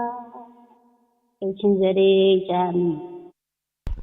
ꯏꯃꯥ ꯌꯥꯝ ꯐꯖꯅ ꯈꯨꯗꯣꯟ ꯇꯝꯕꯤꯔꯝꯃꯤ ꯍꯥꯏꯇꯥꯔꯦ ꯑꯩꯈꯣꯏꯒꯤ ꯔꯨꯄꯆꯟꯗ꯭ꯔꯒꯤ ꯏꯁꯩ ꯔꯨꯄꯆꯟꯗ꯭ꯔꯒꯤ ꯑꯣꯖꯥ ꯏꯁꯩꯅꯤ ꯃꯥꯅ ꯔꯨꯄꯆꯟꯗ꯭ꯔꯒꯤ ꯏꯁꯩꯅꯤ ꯌꯥꯝ ꯉꯪꯕꯤꯔꯛꯄꯁꯦ ꯐꯖꯕ ꯑꯣꯖꯥ ꯏꯁꯩꯅꯤ ꯔꯨꯄꯆꯟꯗ꯭ꯔꯒꯤ ꯃꯇꯝ ꯑꯃꯗ ꯍꯥꯏꯇꯥꯔꯦ ꯆꯪꯀꯣ ꯌꯥꯝ ꯐꯖꯕ ꯌꯥꯝꯅ ꯃꯌꯥꯝꯅꯁꯨ ꯄꯥꯝꯕ ꯏꯁꯩꯅꯤ ꯅꯤꯉꯣꯝꯕꯝ ꯔꯨꯄꯆꯟꯗ꯭ꯔ ꯑꯣꯖꯥꯁꯤꯒꯤ ꯎꯝ ꯊꯥꯒꯠꯆꯔꯤ ꯏꯃꯥ ꯏꯃꯥꯅ ꯂꯤꯅꯤ ꯍꯣꯏ ꯏꯁꯩ ꯐꯖꯅ ꯉꯥꯡꯊꯣꯛꯄꯤꯔꯛꯏ ꯏꯃꯥꯁꯦ ꯅꯣꯡ ꯃꯔꯛꯁꯤꯗ ꯊꯋꯥꯏ ꯇꯥꯅ ꯊꯥꯒꯠꯆꯔꯤ ꯏꯆꯥꯅꯤ ꯊꯥꯒꯠꯆꯔꯤ ꯏꯃꯥꯕꯨꯁꯨ ꯏꯁꯩ ꯑꯃ ꯃꯌꯥꯝꯗ ꯂꯥꯟꯊꯣꯛꯄꯤꯔꯝꯕ ꯉꯁꯤꯒꯤ ꯂꯥꯏꯚ ꯄ꯭ꯔꯣꯒꯥꯝꯁꯤꯕꯨ ꯐꯦꯁꯕꯨꯛ ꯄꯦꯖꯇꯁꯨ ꯃꯤꯑꯣꯏ 5,000 ꯌꯦꯡꯕꯤꯔꯤ ꯏꯕꯨꯡ ꯊꯥꯒꯠꯆꯔꯤ ꯁꯣꯃꯣꯄꯂꯥ ꯅꯤꯉꯣꯝꯕꯝꯁꯨ ꯑꯗꯨꯝ ꯀꯩꯅꯣꯗ ꯑꯣꯏꯅ ꯐꯦꯁꯕꯨꯛꯇ ꯑꯣꯏꯅ ꯂꯩꯔꯝꯃꯦ ꯑꯦꯜ ꯑꯔꯨꯅꯥ ꯑꯗꯨꯒ ꯏꯂꯤꯖꯥ ꯗꯦꯕꯤ ꯂꯛꯀꯤ ꯇꯔꯥꯝꯅ ꯑꯣꯛꯆꯔꯤ ꯔꯥꯙꯤꯀꯥ ꯆꯟ ꯑꯦꯂꯥꯡꯕꯝ ꯑꯩꯈꯣꯏꯒꯤ ꯐꯦꯁꯕꯨꯛ ꯄꯦꯖꯇ ꯂꯩꯕꯤꯕꯀꯣ ꯇꯔꯥꯝꯅ ꯑꯣꯛꯆꯔꯤ ꯃꯌꯥꯝꯁꯨ ꯄꯨꯛꯅꯤꯡ ꯊꯧꯒꯠꯄꯤꯔꯛꯏ ꯃꯌꯥꯝꯁꯨ ꯀꯣꯜ ꯇꯧꯕꯤꯌꯨ 7005-707-808 ꯅꯝꯕꯔꯁꯤꯗꯀꯣ ꯁꯔꯨꯛ ꯌꯥꯕꯤꯌꯨ ꯐꯦꯁꯕꯨꯛꯇ ꯂꯩꯕꯤꯔꯤꯕ ꯃꯌꯥꯝꯁꯨ ꯂꯣꯏꯅꯅ ꯀꯣꯂꯔꯁꯤꯡꯅ ꯏꯁꯩ ꯁꯛꯄꯤꯔꯛꯄꯗꯁꯨ ꯃꯌꯥꯝ ꯄꯨꯛꯅꯤꯡ ꯊꯧꯒꯠꯄꯤꯌꯣꯅ ꯊꯝꯖꯒꯦ ꯌꯥꯝ ꯅꯨꯡꯉꯥꯏꯖꯩ ꯑꯗꯨꯒ ꯂꯥꯏꯚꯇ ꯅꯧꯅ ꯆꯪꯕꯤꯔꯛꯈꯤꯕꯗ ꯀꯅꯥ ꯀꯅꯥ ꯌꯥꯎꯔꯤ ꯑꯩꯁꯨ ꯈꯪꯉꯤ ꯅꯪ ꯂꯥꯟꯗꯦ ꯍꯥꯏꯕ ꯏꯁꯩꯗꯣ ꯑꯃꯨꯛꯇ ꯁꯛꯄꯤꯔꯛꯑꯣ ꯍꯥꯏꯔꯤꯌꯦ ꯁꯥꯔ ꯏꯕꯨꯡꯗ ꯍꯣꯏ ꯏꯁꯩꯁꯤ ꯌꯥꯝ ꯐꯖꯕ ꯏꯁꯩꯅꯤ ꯐꯖꯕ ꯑꯗꯨꯕꯨ ꯏꯁꯩꯅꯤ ꯇꯥꯏꯃꯤꯡ ꯐꯪꯉꯒꯗꯤ ꯍꯥꯏꯇꯥꯔꯦ ꯑꯗꯨꯝ ꯑꯩ ꯈꯨꯗꯣꯟ ꯇꯝꯅꯕ ꯍꯥꯏꯇꯥꯔꯦ ꯍꯣꯠꯅꯖꯔꯛꯀꯦ ꯍꯥꯏꯇꯥꯔꯦ ꯊꯥꯒꯠꯆꯔꯤ ꯑꯗꯨꯒ ꯃꯃꯥ ꯁꯈꯤ ꯌꯨꯝꯅꯥꯝ ꯇꯔꯥꯝꯅ ꯑꯣꯛꯆꯔꯤ ꯅꯦꯕꯤꯇꯤꯇꯥ ꯏꯆꯦ ꯂꯥꯡꯂꯦꯝꯕꯤ ꯅꯝꯕꯔꯁꯦ ꯑꯩꯈꯣꯏꯒꯤ ꯂꯩꯔꯤꯕ ꯅꯝꯕꯔꯁꯤꯅꯤ ꯍꯧꯖꯤꯛꯇꯁꯨ ꯄꯟꯖꯈ꯭ꯔꯦ ꯑꯗꯨ ꯄꯤꯟ ꯇꯧꯔꯒꯁꯨ ꯊꯝꯖꯔꯦ ꯅꯝꯕꯔ ꯁꯔꯨꯛ ꯌꯥꯕꯤ ꯏꯕꯨꯡ ꯅꯤꯃꯥꯏ ꯃꯩꯇꯩ ꯊꯥꯒꯠꯆꯔꯤ ꯊꯥꯏꯕꯦꯝꯕ ꯊꯣꯛꯆꯣꯝ ꯖꯣꯟ ꯃꯥꯔꯛ ꯃꯉꯥꯜ ꯒꯨꯔꯨꯃꯌꯨꯝ ꯍꯟꯅ ꯊꯥꯒꯠꯆꯔꯤ ꯑꯗꯣ ꯀꯣꯂꯔ ꯑꯃꯃꯨꯛ ꯂꯧꯈꯠꯆꯒꯦ ꯑꯗꯨꯒ ꯃꯔꯛꯇ ꯏꯁꯩ ꯑꯃꯃꯨꯛ ꯁꯨꯝ ꯇꯥꯃꯤꯟꯅꯕ ꯌꯥꯕ꯭ꯔꯥ ꯑꯗꯨ ꯌꯦꯡꯁꯤ ꯃꯌꯥꯝꯗꯒꯤ ꯈꯔꯁꯨ ꯑꯌꯥꯕ ꯂꯧꯖꯒꯦ ꯁꯥꯟꯇꯤ ꯗꯦꯕꯤ ꯇꯔꯥꯝꯅ ꯑꯣꯛꯆꯔꯤ ꯍꯜꯂꯣ ꯍꯜꯂꯣ ꯃꯤꯁ ꯑꯗꯒꯤ ꯁꯥꯔ ꯑꯅꯧꯕ ꯒꯨꯗ ꯑꯐꯇꯔꯅꯨꯟ ꯒꯨꯗ ꯑꯩꯁꯨ ꯑꯐꯇꯔꯅꯨꯟ ꯄ꯭ꯔꯤꯌꯥ ꯋꯥꯡꯖꯝꯅꯦ ꯀꯣꯝꯕꯣ ꯆꯦꯀꯣꯟꯗꯒꯤ ꯇꯔꯥꯝꯅ ꯑꯣꯛꯆꯔꯤ ꯃꯦꯗꯥꯝ ꯉꯁꯤꯗꯤ ꯏꯁꯩ ꯁꯛꯅꯁꯤ ꯄ꯭ꯔꯣꯒ꯭ꯔꯥꯝ ꯑꯁꯤꯗ ꯁꯔꯨꯛ ꯌꯥꯕꯤꯔꯛꯄꯅꯤꯅ ꯀꯔꯝꯕ ꯏꯁꯩ ꯈꯨꯗꯣꯟ ꯇꯝꯕꯤꯗꯣꯏꯅꯣ ꯑꯩꯁꯦ ꯔꯣꯁꯤꯕꯤꯅꯥꯒꯤ ꯑꯃꯈꯛꯇ ꯃꯇꯧ ꯇꯝꯖꯔꯛꯀꯦ ꯁꯥꯔ ꯌꯥꯏ ꯔꯣꯁꯤꯕꯤꯅꯥ ꯑꯃꯨꯛ ꯃꯥꯟꯊꯣꯛꯈꯤꯗꯅ ꯑꯃꯨꯛ ꯍꯣꯏ ꯐꯔꯦ ꯈꯨꯗꯣꯟ ꯇꯝꯕꯤꯔꯁꯤꯔꯣ ꯑꯗꯨꯗꯤ ꯍꯣꯏ ꯍꯣꯏ ꯁꯥꯔ ꯃ꯭ꯌꯨꯠꯇ ꯁꯨꯝ ꯊꯝꯈ꯭ꯔꯁꯤꯀꯣ ꯍꯣꯏ ꯅꯨꯡꯁꯤꯒꯤ ꯂꯃꯟ ꯆꯤꯡꯉꯨ ꯍꯥꯏꯔꯔꯣꯏ ꯄꯤꯔꯥꯡꯒꯤ ꯃꯃꯜꯁꯨ ꯄꯤꯌꯨ ꯍꯥꯏꯔꯔꯣꯏ ꯅꯨꯡꯁꯤꯒꯤ ꯂꯃꯟ ꯆꯤꯡꯉꯨ ꯍꯥꯏꯔꯔꯣꯏ ꯄꯤꯔꯥꯡꯒꯤ ꯃꯃꯜꯁꯨ ꯄꯤꯌꯨ ꯍꯥꯏꯔꯔꯣꯏ ꯇꯝꯂꯔꯣꯏꯅ ꯐꯝꯗ ꯀꯥꯏꯅꯕꯒꯤ ꯑꯋꯥ ꯆꯥꯛꯁꯦ ꯇꯥꯍꯜꯂꯔꯣꯏ ꯀꯅꯥꯗ ꯍꯧꯈ꯭ꯔꯕ ꯅꯨꯡꯁꯤꯒꯤ ꯋꯥꯔꯤ ꯅꯨꯡꯁꯤꯒꯤ ꯂꯃꯟ ꯆꯤꯡꯉꯨ ꯍꯥꯏꯔꯔꯣꯏ ꯄꯤꯔꯥꯡꯒꯤ ꯃꯃꯜꯁꯨ ꯄꯤꯌꯨ ꯍꯥꯏꯔꯔꯣꯏ ꯈꯪꯍꯧꯗ ꯊꯦꯡꯅꯈꯤ ꯀꯥꯎꯕ ꯉꯝꯗ ꯅꯤꯡꯁꯤꯡꯈꯤ ꯃꯨꯠ ꯅꯥꯏꯗ꯭ꯔꯕ ꯃꯃꯤꯅꯤ ꯀꯣꯛꯄ ꯌꯥꯗ ꯌꯦꯛꯆꯈꯤ ꯈꯪꯍꯧꯗ ꯊꯦꯡꯅꯈꯤ ꯀꯥꯎꯕ ꯉꯝꯗ ꯈꯪꯍꯧꯗ ꯊꯦꯡꯅꯈꯤ ꯀꯥꯎꯕ ꯉꯝꯗ ꯅꯤꯡꯁꯤꯡꯈꯤ मुद्नाइद्रब मनी कोक्पा याद येचखी नंगनदी खंदबा हिंगली मखै चोखर हसाना सकलगे वास कायरबसु थमोय से मते ताना नुक्शिगिलामन सिंगु हायरोय तिरांगी ममलसो इयो हायरोय अमक्पा याउद्रबा शिंग्लबा नंगी सत्तम थमलगे थमोय नुंदा काना खंगहंदा ओइरसानु पंथुम कायना थुंगनबगी लंगदायदा तिनखसनु मैसाकसे नुंशिगी अरुबा इसेलक्ता नुंशिगी लामन सिंगु हायरोय तिरांगी ममलसो पियु हायरोय लोचलगे निसा मरक सपखे मरक्ता चप्पगा अमबौ खंगदे इचे इसे नुंगाइना तारिङैदा ꯑꯩꯅ ꯉꯁꯥꯏꯅ ꯍꯥꯏꯗ꯭ꯔꯥ ꯉꯁꯥꯏꯒꯤ ꯔꯣꯁꯤꯕꯤꯅ ꯃꯥꯜꯂꯛꯇꯅ ꯐꯔꯛ ꯇꯥꯅꯤ ꯑꯗꯣ ꯃꯥꯟꯁꯨ ꯃꯥꯜꯂꯦ ꯐꯖꯅ ꯈꯨꯗꯣꯟ ꯇꯝꯕꯤꯔꯛꯏ ꯍꯣꯏ ꯔꯣꯁꯤꯕꯤꯅꯥꯒ ꯂꯣꯏ ꯆꯦꯟꯈ꯭ꯔꯅꯤ ꯁꯥꯔ ꯆꯦꯜꯂꯣꯏ ꯑꯁꯦꯡꯕꯩ ꯇꯥꯔꯗꯤ ꯃꯤ ꯍꯔꯥꯎꯖꯔꯤꯅꯤꯀꯣ ꯑꯩꯈꯣꯏꯅ ꯀꯩꯅꯣ ꯇꯧꯀꯥꯟꯗ ꯃꯤ ꯑꯃꯒꯤ ꯃꯇꯧ ꯇꯝꯃꯛꯄ ꯁꯛꯇꯣꯔꯛꯄ ꯇꯧꯊꯣꯔꯛꯄꯗ ꯐꯖꯔꯗꯤ ꯍꯦꯛꯇ ꯄꯦꯜꯂꯒ ꯑꯩꯈꯣꯏꯁꯦ ꯑꯄꯦꯟꯕ ꯐꯣꯡꯗꯣꯛꯅꯩꯗꯅ ꯑꯗꯨꯃꯥꯏꯅ ꯇꯧꯗꯅ ꯄꯦꯟꯕꯤꯗꯣꯏꯅꯤ ꯑꯣꯖꯥꯁꯤꯡꯅ ꯑꯩꯈꯣꯏ ꯑꯁꯦꯡꯕ ꯁꯩꯁꯛꯄꯁꯤꯡ ꯇꯥꯔꯀꯥꯟꯗ ꯁꯤꯒꯤ ꯄꯥꯛꯁꯤꯗꯀꯣ ꯏꯁꯩ ꯉꯥꯏꯍꯥꯛ ꯁꯛꯄ ꯐꯪꯖꯕꯒꯤ ꯅꯨꯡꯉꯥꯏꯕꯗꯣ ꯑꯗꯨ ꯈꯛꯀꯤꯅꯤꯗꯅꯤ ꯁꯥꯔ ꯊꯥꯒꯠꯆꯔꯤ ꯇꯔꯥꯃꯨꯛꯆꯔꯤ ꯃꯇꯨꯡꯗꯁꯨ ꯍꯣꯏ ꯃꯇꯨꯡꯗꯁꯨ ꯐꯖ ꯐꯖꯕ ꯏꯁꯩ ꯗꯥꯏꯂꯣꯒ ꯀꯌꯥ ꯄꯨꯗꯨꯅ ꯂꯥꯛꯄꯤꯌꯨ ꯊꯧꯔꯝ ꯃꯈꯥ ꯇꯥꯕ ꯑꯗꯨꯝ ꯂꯩꯖꯔꯤ ꯍꯥꯏꯇꯥꯔꯦꯀꯣ ꯍꯣꯏ ꯁꯥꯔ ꯊꯦꯡꯛꯌꯨ ꯊꯥꯒꯠꯆꯔꯤ ꯃꯃꯥ ꯁꯈꯤꯅ ꯍꯥꯏꯁꯦ ꯉꯁꯤꯒꯤ ꯀꯣꯂꯔꯁꯤꯡꯁꯦ ꯑꯣꯔꯤꯖꯤꯅꯦꯜ ꯁꯤꯡꯒꯔꯗꯒꯤ ꯍꯦꯜꯂꯦ ꯍꯥꯏꯁꯦ ꯃꯔꯛꯁꯤꯗ ꯏꯆꯟ ꯉꯁꯥꯏꯒꯤ ꯏꯆꯜ ꯑꯃꯅ ꯏꯆꯜ ꯍꯥꯏꯗꯣꯏꯔꯥ ꯏꯆꯦ ꯍꯥꯏꯗꯣꯏꯔꯥ ꯏꯁꯩ ꯑꯃꯈꯛ ꯈꯨꯗꯣꯟ ꯇꯝꯕꯤꯌꯣ ꯍꯥꯏꯈꯤꯕꯗꯣ ꯃꯔꯛꯁꯤꯗ ꯑꯝꯇꯪ ꯁꯠꯍꯧꯁꯤ ꯇꯥꯏꯃꯤꯡꯁꯦ ꯐꯪꯉꯤꯉꯩꯗ ꯈꯨꯗꯣꯜ ꯇꯝꯃꯛꯑꯣ ꯍꯥꯏꯔꯤꯕ ꯏꯁꯩꯗꯨꯕꯨꯗꯤ ꯇꯥꯅꯤꯡꯉꯤ ꯑꯗꯣ ꯃꯌꯥꯝꯁꯦ ꯑꯩꯈꯣꯏꯒꯤ ꯑꯇꯞꯄ ꯑꯏꯪꯕ ꯏꯁꯩꯁꯦ ꯇꯥꯕꯁꯦ ꯇꯨꯃꯤꯟ ꯂꯩꯕꯁꯦ ꯎꯕꯗ ꯑꯩꯗꯤ ꯏꯕꯨꯡ ꯏꯁꯩꯁꯦ ꯀꯩꯅꯣꯒꯤ ꯁꯛꯁꯤꯔꯅ ꯈꯜꯂꯤꯅꯤꯅꯦ ꯑꯔꯥꯡꯕ ꯑꯣꯏꯅ 이낙다 펑도나 ꯅꯨꯡꯁꯤ ꯋꯥꯔꯤ ꯁꯥꯗꯨꯅ ꯇꯧꯕꯗꯣ 사버시가 또 누가 삭스를 칼리는 왜아제 두민 팜바시다 ꯍꯣꯏ 아도 이행하시고 아도 ꯃꯇꯝꯗꯣꯀꯣ 따비닝이 따저닝이 삭비로 하이버니나 삭도크라시 잉마수 잉나 하이디 와라우도이네바 무코 ꯀꯣꯂꯔ ꯑꯃꯁꯨ ꯍꯣꯜ ꯉꯥꯏꯍꯥꯛꯇꯪ ꯇꯧꯕꯤꯌꯨ ꯃꯌꯥꯝ ꯃ꯭ꯌꯨꯖꯤꯛꯀꯤ ꯁꯨꯝ ꯇꯥꯕꯒꯤ ꯅꯨꯡꯉꯥꯏꯕꯁꯤꯁꯨ ꯂꯧꯃꯤꯟꯅꯁꯦꯅ ꯇꯧꯕꯅꯤ ꯃꯌꯥꯝꯒꯤ ꯀꯣꯜꯁꯨ ꯑꯗꯨꯝ ꯔꯤꯁꯤꯞ ꯇꯧꯖꯒꯦ ꯃꯇꯝ ꯉꯥꯏꯍꯥꯛ ꯑꯗꯨꯝ ꯄꯤꯖꯔꯀꯥꯟꯗ ꯌꯥꯝ ꯅꯨꯡꯉꯥꯏꯖꯩ ꯏꯕꯨꯡ ꯏꯁꯩꯁꯦ ꯑꯩꯁꯨ ꯈꯪꯉꯤ ꯅꯪ ꯂꯥꯟꯗꯦ ꯍꯥꯏꯕꯗꯨꯅꯤꯀꯣ ꯈꯟꯕꯤꯔꯛꯄꯁꯦ ꯑꯩꯈꯣꯏ ꯂꯥꯏꯞꯇ ꯂꯩꯕꯤꯕꯗꯀꯣ ꯏꯕꯨꯡꯅ ꯁꯛꯇꯣꯔꯤꯕꯅꯤꯅ ꯏꯕꯨꯡꯅ ꯍꯦꯛꯇ ꯄꯟꯕꯤꯌꯨ ꯃꯤꯡꯁꯦ ꯏꯁꯩ ꯈꯟꯕꯤꯔꯛꯄꯁꯦ ꯅꯣꯡꯃꯥꯏꯊꯦꯝ ꯀꯔꯤ ꯍꯥꯏꯅꯣ ꯂꯩꯃ ꯇꯣꯝꯕꯤ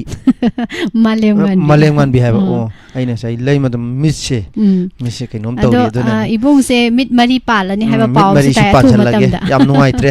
ꯍꯥꯏꯇꯥꯔꯦ ꯁꯨꯝ ꯃꯌꯥꯝꯒꯤ ꯆꯥꯠ ꯅꯨꯡꯁꯦ ꯁꯨꯝ ꯌꯦꯡꯕꯁꯤ ꯑꯗꯩ ꯄꯥꯊꯣꯔꯛꯑꯀꯥꯟꯗꯁꯨ ꯈꯤꯇꯪ ꯍꯦꯛ ꯅꯨꯡꯉꯥꯏꯇꯕꯁꯦ ꯌꯥꯎꯋꯦ ꯍꯥꯏꯇꯥꯔꯦꯀꯣ ꯍꯣꯏ ꯅꯨꯡꯉꯥꯏꯖꯩ ꯈꯨꯗꯣꯟ ꯇꯝꯖꯒꯦ ꯏꯁꯩ ꯅꯨꯡꯉꯥꯏꯅ ꯇꯥꯕꯤꯌꯨ ꯍꯥꯏꯇꯥꯔꯦ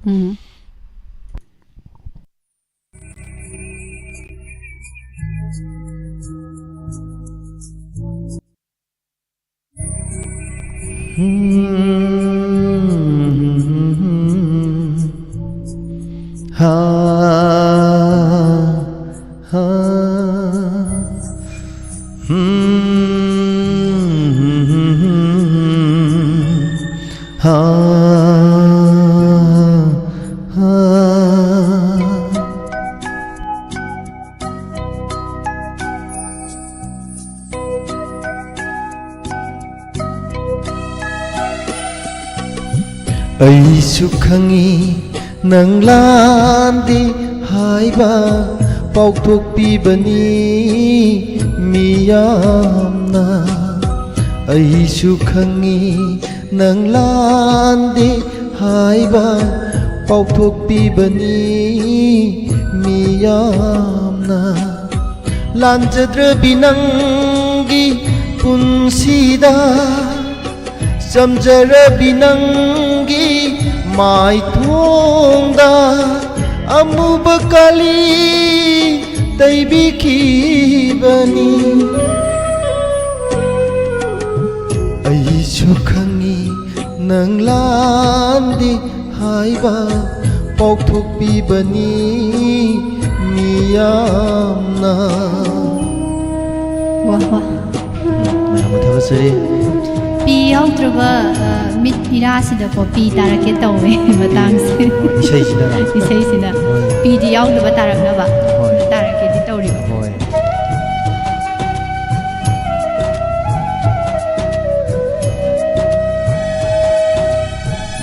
미기 마빵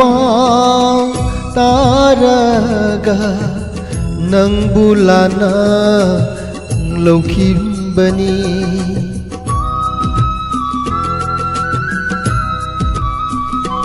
हो कायनरगे खंदूना इसिन पेना सैपिकी बनी निंगमक्तरे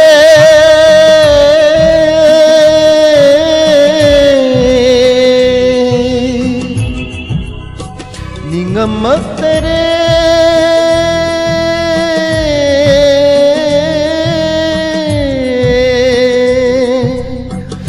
ngamagtare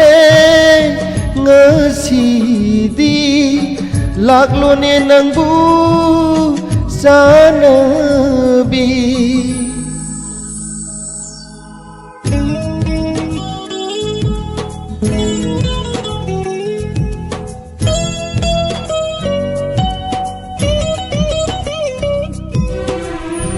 sinanungsi saduna hanna phauba yeng lamda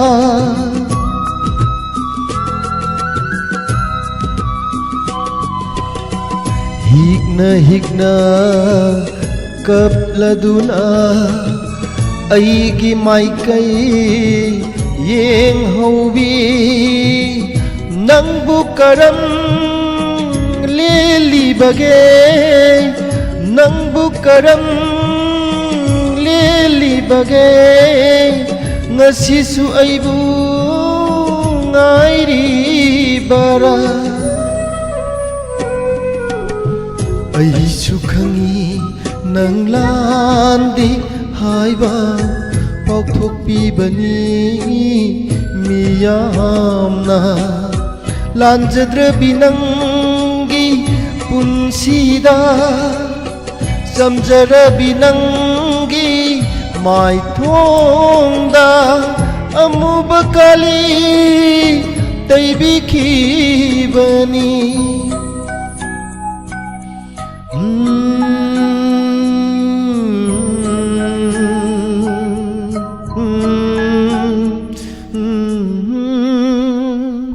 이세이제 아이나 하이라마디보고 이봉 sakera sawira is dum sakadamni hay howdramni ya howdre mathang leidi hai tare hoi ado mathang di ibung ai di duet oin toroke ko duet doi nei bunga sakpasna nungai ado call ama mu lokhachage hello hello good evening madam namu sarbu phone to gari gai se khabar ngom dagi koi madam sa Sarno koi thagachari taram oksari kaga ado sargi di kari sei ngang biduino madam ai gi se maidam mani na sakpa isai am kakkang matai kabjarake madam yam no ai se ado de hobirasi ko hoi madam lâu năm đi kana kithamoina ba te sing kaya tota kai han viram la ba punti kai han viram la ba punti Balanari Ikirang Marisa Membikana kita mula Batisi saya toba Bairi saya toba Bairi saya toba Tak lepas asima Lamang di oi kebisan lagi Tak lepas asima Lamang di oi kebisan lagi Unsi ginunga yai kabar Dari miku ini Lau membikana kita mulia Masih di sini saya toba Tanah kanda Tanah tada Tanah kanda Tanah tada Loi ketemu warise asuna Milugi pirang atina Loi ketemu warise asuna Milugi pirang atina Okshanu kanagi kauranga Moirage masina apyeka Lembisa nagi tamuya Masih saya toba Kai handiram laba Sai handiram laba Kunci hati Indin belanari Istirah berisa Yang membikana kita mulia Masih saya toba saya toba Parang sini kami jere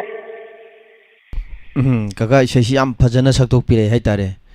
ado kaka sigi isai si am phajana su saktore do kaka isai kaka na yam pam na isai je saktorak pada ngasagi wakhal daga dikari phobi kaka yamna harau jai nuai Aibai taba sarunda kapi na kududna kagat na kududi hen amoy na harap mo hen gresa taram no cheri ka yam nuai jai haidi isai isana phat ba hai tare chen ko isana jo khara pamjaba isai maka khudon tambiram dana thorom asibu mphung phan bi dong ta kaka bu hainga letana thaga seri sengmani bong isai di mayam hairaga ne sakpa ngamdaba mayam leiri ne haidi ikai nungsi yana boy ikai boy asa isa hai shusing da taraga gai na mayam leiri bani adu bong hak pothamina bani awa nungai kaukthok tana hai tare yam nungai je sar lokhoi saruga birakpa isai phajaba ma mayam da tahan biramba hana hana thagachari ado makha taba se isai phajaba ma lei adubu kolar amadi lokhachagi ge haijin bo mama ibeman taram nok chali jilangamba samandram abe waikhom iche mabem kaksing iche thongambi ning thojam mama saki iche promila taram nok chali thaibe ma thoksom homis kaino pedreng tuminang manungi wari ni ne kanona thaibe man haire sebo manungi wari sidi manung doi sar sila mane mapan gi wari na mapan da sapta bani manungi wari na manung dum sasi taga chari purnima si yumnam mathangi kola ma lokha chara kanda phajabai seim lei ko Hek haijin. Hello. Hello. Good evening. Good evening. Madam. Call to birak paming leifam haibio. Ay sangayong handagine. Ming di kay kaubige. Ming Rusya ko. Ado Ruxina kari say ngang biduino. Oh, ay di say singin kali ni ado isnay sakta ro. Mari phat hai ro. Na peda ay di say makan ge na kan bani ado kai su point ta ro ba. ngasi si sakna si program. Madam ki phone do loudspeaker thabi bro. Phai. Adum tum aktang muthat piyo. Loudspeaker do muthat piro aduga. Isay mati amtang ngang biramo isay khan bagi program di natrabani na. Ngasi isay sakna si program ni. Ay. Oh, mari phaloy na saga age mati ama kan hai ba ta ba. Ya. Maduni akhoi na ngai jeri jai tare. Haubirasi. Nishan punongge hakunda lanja daba Yusuf to kai sum sangda hamduna wana lemba tahalki Nishan tauge hakunda lanja daba Yusuf to kai sum sangda hamduna wana lena tahalki Jule khagi wakada kamaje karanga kongnawa Jule khagi wakada kamaje karanga kongnawa Juju alai salamu nungsi pamu kallu nai laiba wato oi duna kai sum thanda lai halki Disan togi hakunda nanjara juju ko kai sum thanda hamduna wana lima tahalki lura baguha manundai nanna aibo kavire lura baguha manundai nanna aibo kavire Minai oi na yonda do minai yoling chuko pire nanai hangada kware da kopi une ya Allah Nungsira imagi ni engai nakasunda sandere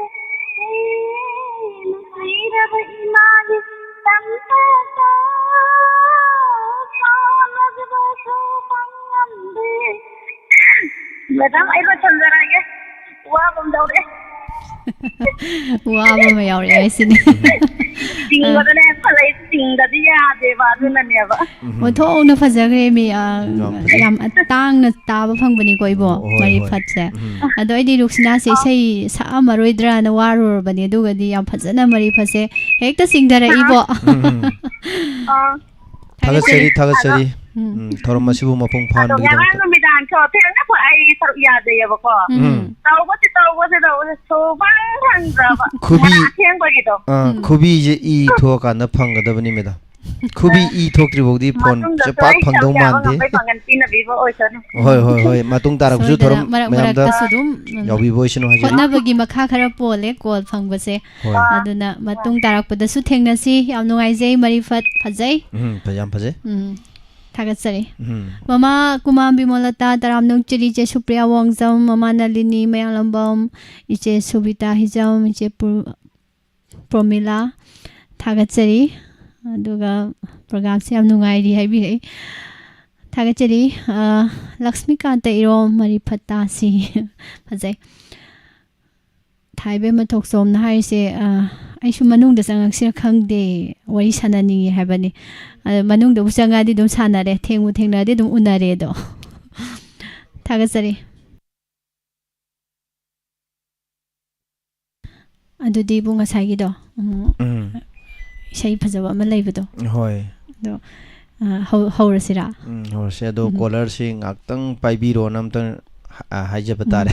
ꯅꯣꯡꯁꯦ ꯑꯝꯇ ꯈꯥꯝꯁꯦ ꯍꯣꯏ ꯍꯣꯏ ꯅꯣꯡ ꯈꯥꯝꯗ꯭ꯔꯗꯤ ꯌꯥꯔꯣꯏ ꯅꯣꯡꯁꯦ ꯀꯨꯏꯃꯟꯈ꯭ꯔꯦ ꯍꯥꯏꯇꯥꯔꯦ ꯅꯣꯡꯁꯦ ꯌꯥꯝ ꯇꯥꯔꯦꯅ ꯇꯥꯏ ꯄꯥꯎꯁꯦ ꯍꯣꯏ ꯑꯗꯨꯅ ꯅꯣꯡ ꯑꯝꯇ ꯈꯥꯝꯗꯃꯤꯟꯅꯁꯤ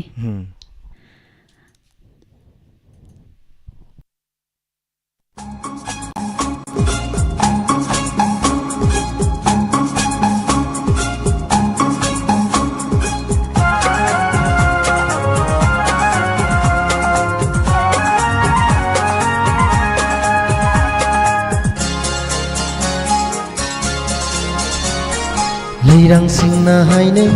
ꯅꯪꯒ ꯑꯩꯒ ꯆꯥꯅꯩ ꯅꯨꯡꯁꯤꯅꯕꯁꯦ ꯄꯛꯆꯩ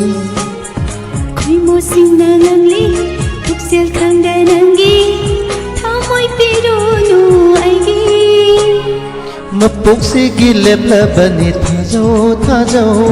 ꯊꯥꯖꯕꯁꯤ ꯃꯥꯡꯍꯟꯕꯤꯅꯨ ꯅꯪꯅ 아하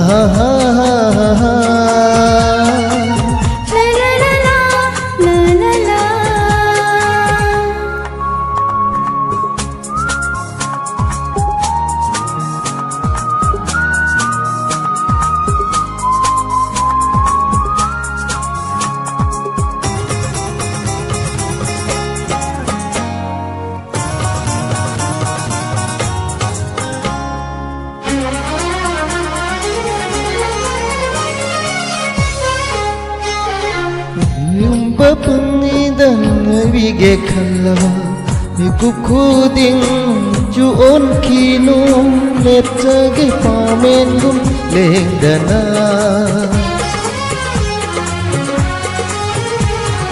ꯅꯣꯡꯂꯩꯅ ꯍꯨꯝꯂꯤꯕ ꯑꯀꯪꯕ ꯎꯅꯒꯨꯝ ꯄꯟꯊꯨꯡ ꯈꯪꯗ ꯃꯥꯏꯀꯩ ꯉꯥꯎꯍꯟꯕꯤꯒꯅꯨ ꯑꯣꯏꯖꯒꯦ ꯄꯨꯟꯁꯤꯒꯤ ꯂꯣꯏꯅꯕꯤ ꯍꯤꯡꯂꯤꯕꯅꯤ ꯊꯥꯖꯧ ꯄꯨꯛꯅꯤꯡꯁꯤꯅ ꯈꯟꯖꯩ ꯅꯨꯡꯁꯤ ꯋꯥꯁꯛ ꯉꯥꯛꯂꯝꯒꯗꯔꯥ ꯈꯣꯏꯃꯨꯁꯤꯡꯅ ꯉꯪꯂꯤ ꯄꯨꯛꯆꯦꯜ ꯈꯪꯗ ꯅꯪꯒꯤ ꯊꯃꯣꯏ ꯄꯤꯔꯨꯅꯨ ꯑꯩꯒꯤ ꯂꯩꯔꯥꯡꯁꯤꯡꯅ ꯍꯥꯏꯔꯤ ꯅꯪꯒ ꯑꯩꯒ ꯆꯨꯅꯩ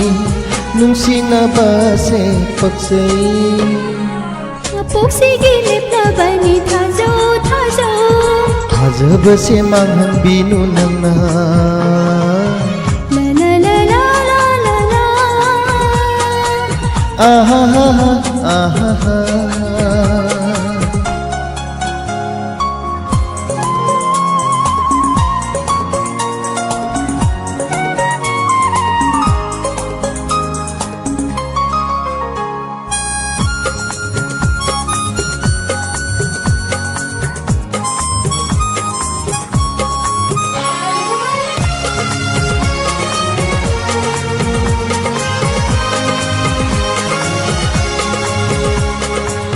ꯀꯔꯤꯒꯨꯝꯕ ꯃꯇꯝꯗ ꯃꯤꯔꯥꯏꯕꯤꯒꯦ ꯈꯜꯂꯕ ꯏꯗꯣꯝ ꯍꯤꯡꯕ ꯉꯝꯂꯣꯏ ꯑꯩꯗꯤ ꯁꯤꯃꯇꯪ ꯈꯪꯕꯤꯌꯨ ꯅꯍꯥꯛꯅ ꯀꯔꯤꯒꯨꯝꯕ ꯈꯪꯅꯤꯡꯕ ꯁꯣꯏꯕ ꯉꯥꯡꯅꯁꯤ ꯉꯁꯤ ꯑꯩꯅ ꯄꯨꯛꯆꯦꯜ ꯁꯦꯡꯅ ꯌꯨꯝꯃꯤꯟꯅꯁꯤ ꯅꯨꯡꯁꯤꯒꯤ ꯄꯟꯊꯨꯡ ꯅꯨꯡꯁꯤꯒꯤ ꯂꯦꯞꯂꯕꯅꯤ ꯋꯥꯁꯛ ꯉꯥꯛꯂꯝꯒꯗꯔꯥ ꯊꯃꯣꯏꯁꯤꯅ ꯋꯥꯖꯩ ꯅꯨꯡꯁꯤꯁꯦ ꯀꯪꯈꯤꯒꯗꯔꯥ ꯂꯩꯔꯥꯡꯁꯤꯡꯅ ꯍꯥꯏꯅꯩ ꯅꯪꯒ ꯑꯩꯒ ꯆꯨꯅꯩ ꯅꯨꯡꯁꯤꯅꯕꯁꯦ ꯄꯛꯆꯩ ꯈꯣꯏꯃꯨꯁꯤꯡꯅ ꯉꯪꯂꯤ ꯄꯨꯛꯆꯦꯜ ꯈꯪꯗ ꯅꯪꯒꯤ ꯊꯃꯣꯏ ꯄꯤꯔꯨꯅꯨ ꯑꯩꯒꯤ ꯃꯄꯣꯛꯁꯤꯒꯤ ꯂꯦꯞꯂꯕꯅꯤ ꯊꯥꯖꯧ ꯊꯥꯖꯧ ꯊꯥꯖꯕꯁꯤ ꯃꯥꯡꯍꯟꯕꯤꯅꯨ ꯅꯪꯅ आहा हा हा हा हा La la la la la la la. हे हे हे हे हे हे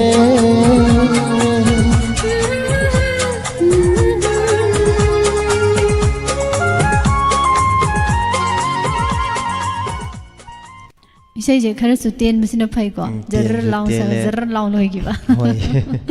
थागसरी मे अबुमनम अदि मथंगी कॉलर से लेरांग खोइमुगी वारी नि सैजे माने माने मथंगी कॉलर से सावरमनी अमतंग लौखलगा कनानो करम इसे खुदोन तम ए हाबदो अमतंग यंगमिना सीजन थागसरी मे अबुमनम हेलो हेलो मिस का सागे थे ये फजन नहीं खाएगे याव खंदे वांग खरदी थांगत यौदी यौद्रमनी सीजे जे मयेक्सिना खुदा खुदक हाना इथोपा ओइदबा कराओके से अंदे इबुंसे आइना हंदक्ति लाकना बिरे से खुदा खुदक त सुम हाइजला सकमिनाबसिदा आइजो हाइबने अदो इबुं बुदे हाइबा दा मय खंगौदबने सही वखलम खंगिनीबा खरा वाहन मने हायो चुमी चुमी खरा नोक्सिना सम तौजबनी इबुंसे खरा आइना वाहन बिरे हंदक्ति अदो मिंग लेफम हाइबियो या पुबुसुन हादगी समला लपम सुनिता तराम नो अक्सरी करम इसे खुदोन तंबिदोइनो याम हराउना कॉल सिसु तौबिरे आई फिल्म से हमतंग सक्चरगे रसिबिनागे होबिरसिरो होय होजरा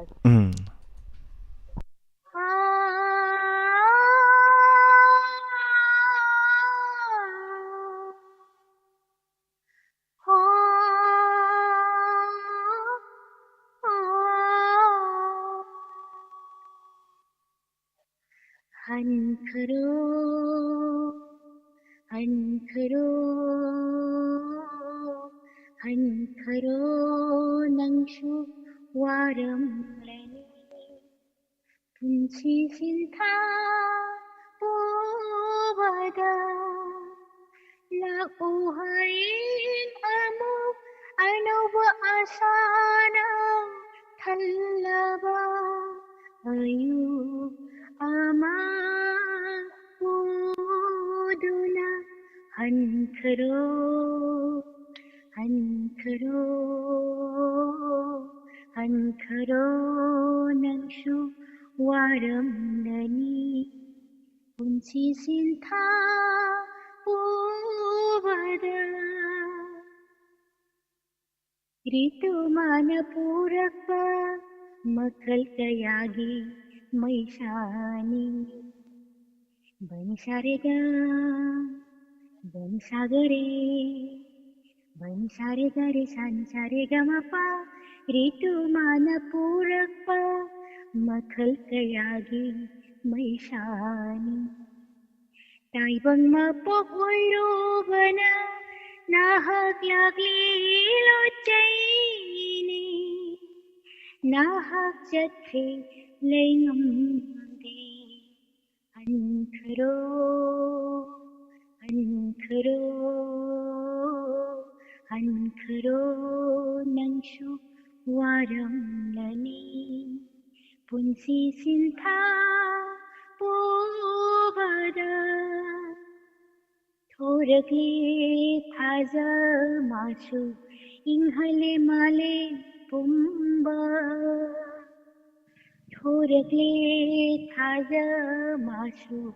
इंहले माले पुंबा निंगोल मपोइरो बना नंगी फजबा उरागा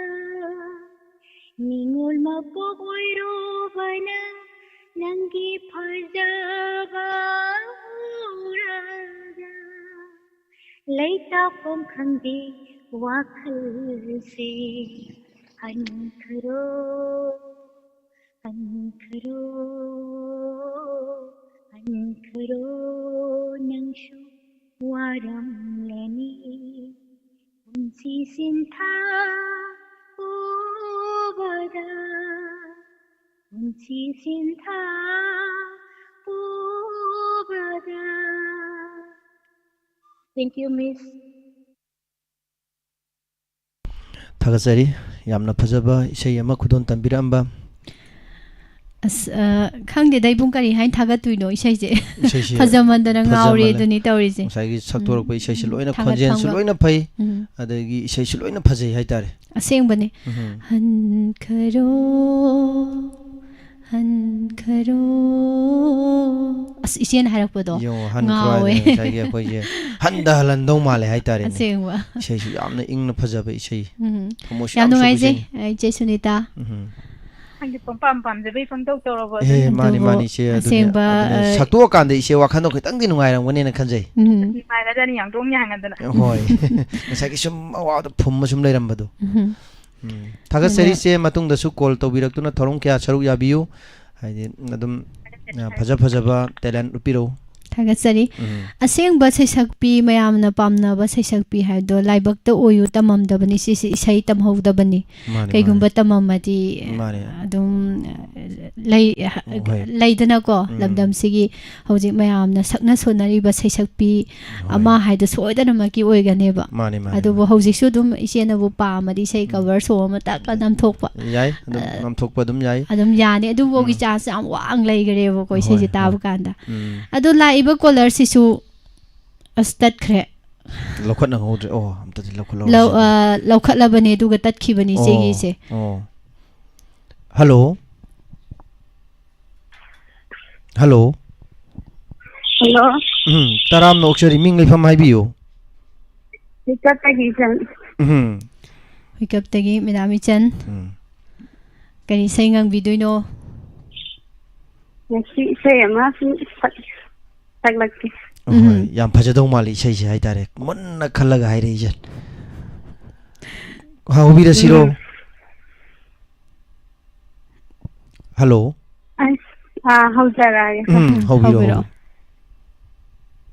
ꯑꯁꯨꯛꯁꯨꯅ ꯍꯥꯏꯔꯨꯕ ꯅꯨꯡꯁꯤ ꯍꯥꯏꯅ ꯅꯪꯒꯤ ꯅꯥꯐꯝꯗ ꯅꯪꯕꯨ ꯅꯨꯡꯁꯤꯔꯨꯕꯒꯤꯅꯤ ꯅꯪꯕꯨ ꯄꯥꯝꯖꯔꯨꯕꯒꯤꯅꯤ ꯑꯁꯨꯛꯁꯨꯅ ꯌꯥꯊꯣꯛꯈꯤꯕ ꯅꯨꯡꯁꯤ ꯍꯥꯏꯅ ꯅꯪꯒꯤ ꯅꯥꯐꯝꯗ ꯅꯨꯡꯁꯤꯇ ꯈꯟꯗꯅ ꯅꯪꯕꯨ ꯅꯨꯡꯁꯤꯔꯨꯕꯒꯤꯅꯤ ꯊꯃꯣꯏꯅꯨꯡꯗ ꯂꯩꯖꯒꯦ ꯊꯃꯣꯏ ꯑꯍꯤꯡꯕ ꯅꯉꯣꯟꯗ ꯄꯤꯔꯤꯕꯗꯣ ꯃꯗꯨ ꯅꯠꯇꯕ ꯀꯜꯂ ꯈꯝꯕꯜꯂꯤꯔꯅꯨ ꯅꯨꯡꯖꯥꯏ ꯊꯃꯣꯏꯁꯦ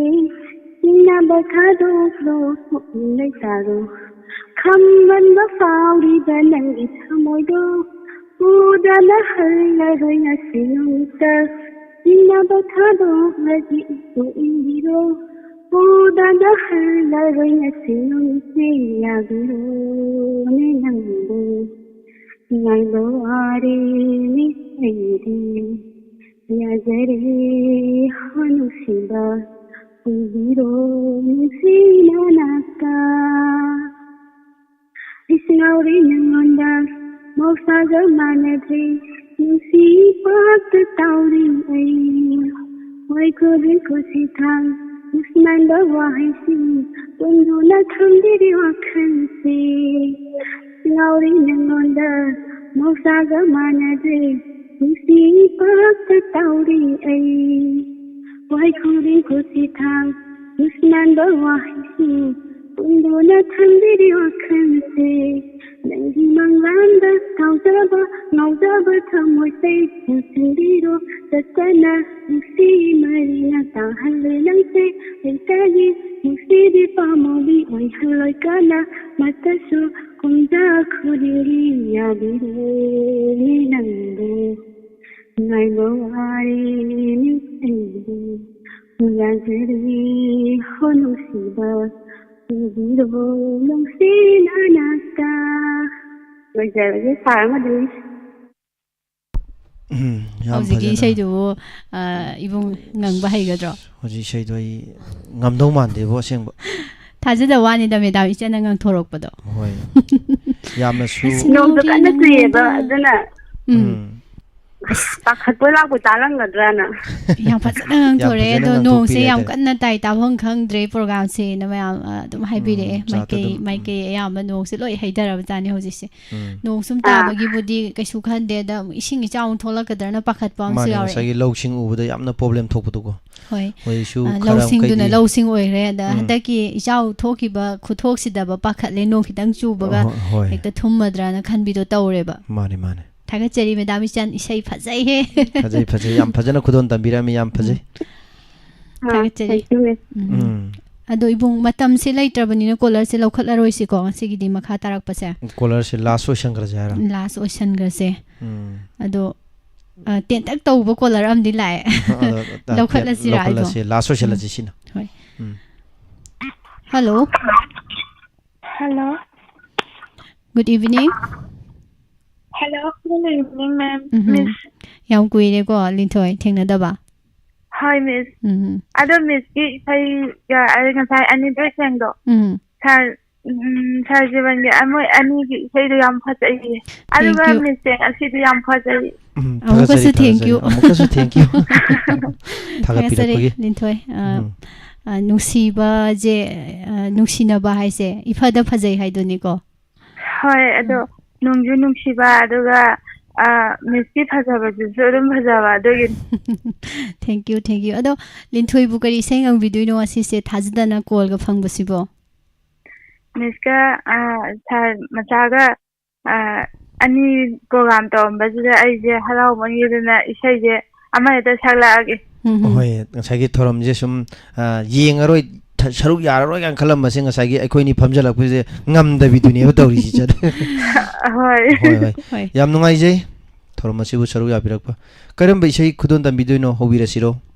hoi hawra je singer dudi ariba male do khangdre bako hoi hawrage hobiro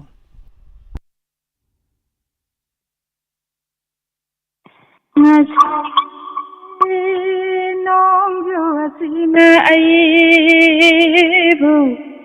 Ning halle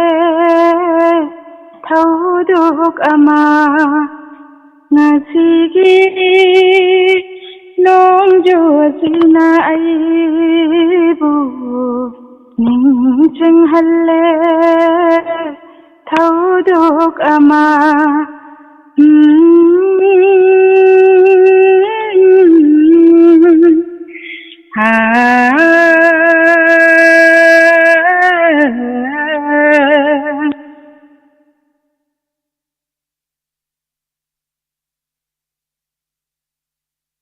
Incoming voice call from +91. Ngasigi nongju asina ningsinghale nangbu dawramaga patlaung tatkhrini call se lepa leitana call se su khingjin birai ado mayam warau biroi matam se laisalaktabana maram oiraga ikoi last caller oisangrabani thagasari makha tarakpa caller lokhatjadre isai se fajana ngangthokpirame aduga line si yam nungai taba haitare patlok tatkre call khara dum tatliko asisebo hoi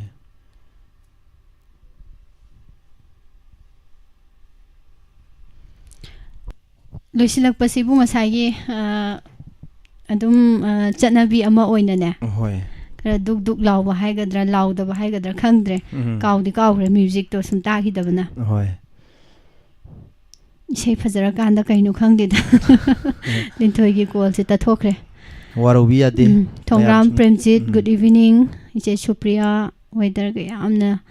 chanaba isei ama khudol tambirami haidoni tabse loi hodre widrom general taram nokcheri maru ambika laishram iche sorobala su live ta isei tari hoji se tumdagai isei yam phajai na su haibire iche naibo hoi thagasari se aduga Bishop laishram maitai taram nokcheri thagasari yapumnama urenu toijam ꯆꯥꯠ ꯄꯥꯎ ꯄꯥꯎꯗꯦ ꯍꯥꯏ ꯀꯔꯤꯅꯣ ꯀꯔꯤꯝꯇꯗꯤ ꯏꯔꯛꯇꯦ ꯑꯩ ꯃꯤꯠ ꯁꯣꯛꯇꯣꯔꯤꯕꯨ ꯀꯔꯤ ꯏꯔꯛꯏꯅꯣꯅ ꯄꯥꯒꯦ ꯇꯧꯕꯅꯦꯕꯀꯣ ꯑꯗꯣ ꯆꯥꯠꯁꯦ ꯄꯥꯕꯤꯌꯨ ꯄꯥꯕꯤꯌꯨ ꯄꯥꯎ ꯄꯥꯎ ꯍꯥꯏꯔ ꯀꯔꯤ ꯏꯔꯛꯏꯅꯣ ꯀꯔꯤ ꯃꯔꯣꯟ ꯏꯔꯛꯏꯅꯣꯁꯨ ꯈꯪꯗꯕ ꯃꯔꯣꯟꯁꯨ ꯏꯕꯤꯔꯛꯇꯕ ꯍꯥꯏꯇꯥꯔꯦ ꯄꯥꯎꯗ ꯁꯨꯝ ꯍꯥꯏꯕꯤꯔꯛꯄ ꯃꯤꯠꯀꯤ ꯄ꯭ꯔꯣꯕ꯭ꯂꯦꯝ ꯂꯩꯕ ꯏꯕꯨꯡꯕꯧꯗ ꯄꯥꯎ ꯄꯥꯎꯁꯦ ꯃꯌꯦꯛ ꯁꯦꯡꯅ ꯎꯔꯦꯕ ꯑꯗꯨ ꯁꯨꯝ ꯇꯧꯁꯤ ꯏꯕꯨꯡ ꯂꯣꯏꯁꯤꯜꯂꯛꯄꯁꯦ खरा लांग याब को इसे मतौसिको लांगा लोइसनसेबा होय याय दो मयामना तानिंग हमना नुंग लंगजलक थनुंग फरक तादरा अदो केनो लाइबकी नि खल्ला जिबो होय होय खंदे तौदरसे कमाय तौदोइनो सि इसेसे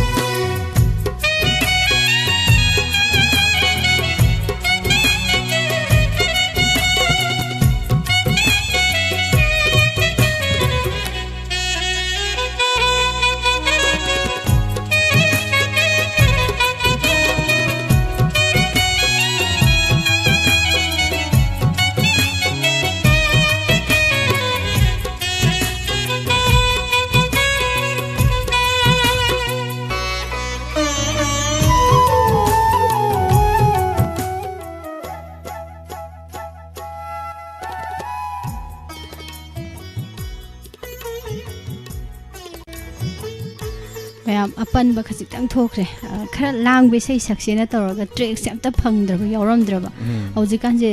ट्रैक से फजबा वाटपगिरा कैनु थागलप ट्रैक सिंजे लोई कअगा लेरमे हाय तारे को यामना हौजिकसे यामा लोई कपीखरे हाय तारे को अदा खरा लांग बेसै यारगा अरांग यावरमदबसिदा को मावे हाय तारे को नंगना इनाक्ता सगलो हाय तु नंगना इनाक्ता हाय इसाई लेत्रे दुना अरैबम सक्चलागे होय अरैबा इसाई खुदोन तमिदुना मयाम पेम्बिरसे हाय तारे चंगो होय इबुंग जलजित वायहंगबम तरानो सरी इबुंग रोबी चे सोरबला थागचरी माय बेमन ताई ताई जिलांगंबा अस इसाई जे आइदि हाय तबनी इबुंग नादो इबुंगी तुंग इंजरगे कोइबो हाइदोखिबा एक जोबान nga कोइना होय थागचरी मते मते हेते हारगा इचंजे दम मतुंग दम इनबदे दम लोई है तौरिसे आइजु को ngawi इना जरकपने द हौजलागे म्या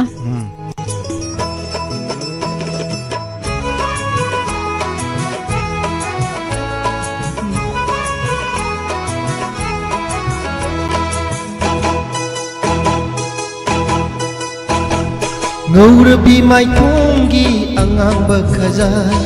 sum thangung ngamjana koliba pisum ani lurabalai jadagi helibi nangi misna anina lona tumin jenglakpadi kari pau khono saliba ngonoi bigi matani lona tumin jengjaba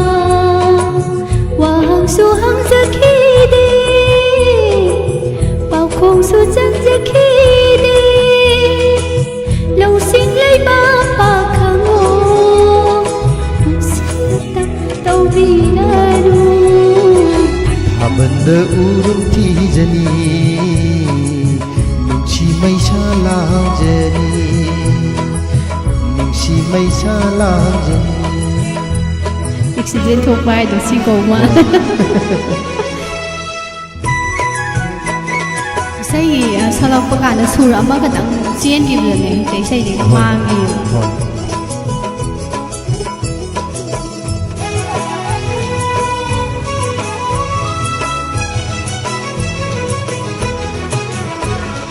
nuzat voloi ta khelai on thok na bu pak saida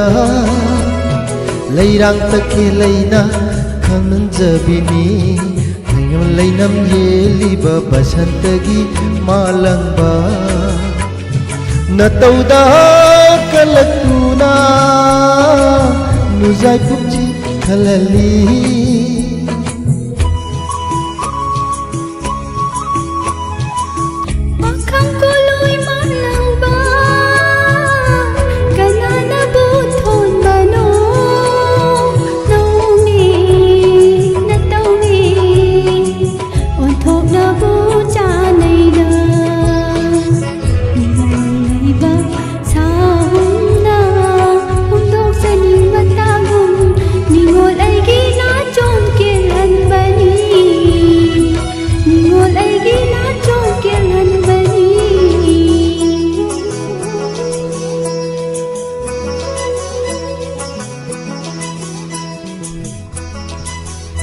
mit usil kainom haigi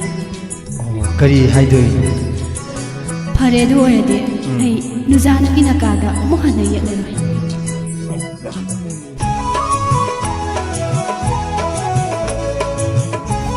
ona de dois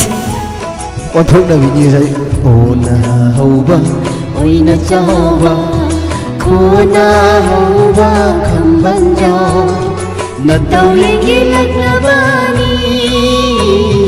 na tau yengi lagna bani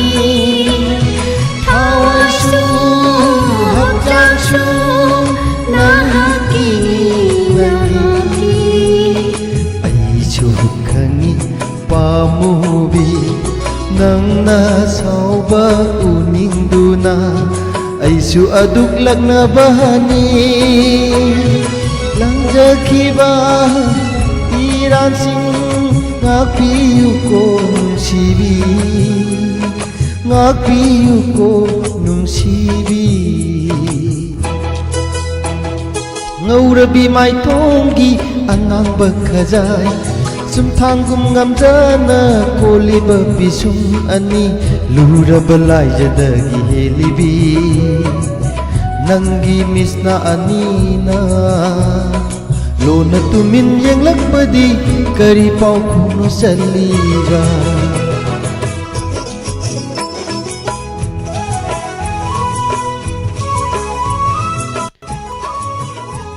ai naga haita bani sai ju loi le rawe sine haita ding sai mathanga thok on thok pai do yam nuai je mayam gi interest da haita re hoi losilak pasida isai si matem so hek ngang thok ning ba haita re ko ngang jare mathama kha on thok na da thaga jare koi jam maina sing thank you thaga jare losilage da hawat la zen ngari kai jam si do kari kino ngasagi haita haita khudon tamani na sama ne haita ri rose me api salak pasida kai ai ni hoi hoi adu loksala loire ke dorge rose me api ra ꯂꯧꯁꯟꯖꯔꯤ 이마 ꯂꯧꯁꯟꯖꯔꯤ 사나토미는 써이니 예지다. 다가서리 다가서리 마야보. ꯍꯧꯖꯤꯛꯀꯤꯗꯤ ꯏꯁꯩ ꯁꯛꯅꯁꯤ ꯊꯧꯔꯝ ꯂꯣꯏꯁꯤꯟꯖꯔꯒꯦ ꯉꯁꯤꯒꯤ ꯀꯣꯂꯔꯁꯤꯡ ꯏꯕꯨꯡ ꯏꯁꯩ ꯌꯥꯝ ꯐꯖꯈꯤꯀꯣ ꯐꯖꯩ ꯐꯖꯩ ꯑꯩꯈꯣꯏꯅꯤꯅꯕꯨ ꯐ꯭ꯂꯣꯛ ꯆꯠꯄꯩ ꯋꯥꯅꯤ ꯀꯣꯂꯔꯒꯤꯗꯤ ꯑꯝꯇ ꯐ꯭ꯂꯣꯛ ꯆꯠꯈꯤꯗꯦ ꯍꯥꯏꯇꯥꯔꯦ ꯌꯥꯝ ꯐꯖꯅ ꯈꯨꯗꯣꯟ ꯇꯝꯕꯤꯔꯝꯃꯤ ꯍꯣꯏ ꯊꯥꯒꯠꯆꯔꯤ ꯃꯌꯥꯝ ꯍꯧꯖꯤꯛꯀꯤꯗꯤ ꯊꯧꯔꯝꯁꯤ ꯃꯇꯥꯡ ꯑꯁꯤꯗ ꯂꯣꯏꯁꯤꯟꯖꯒꯦ ꯃꯌꯥꯝ ꯄꯨꯝꯅꯃꯛ ꯃꯈꯥ ꯇꯥꯔꯛꯄ ꯊꯧꯔꯝꯗ ꯑꯃꯨꯛ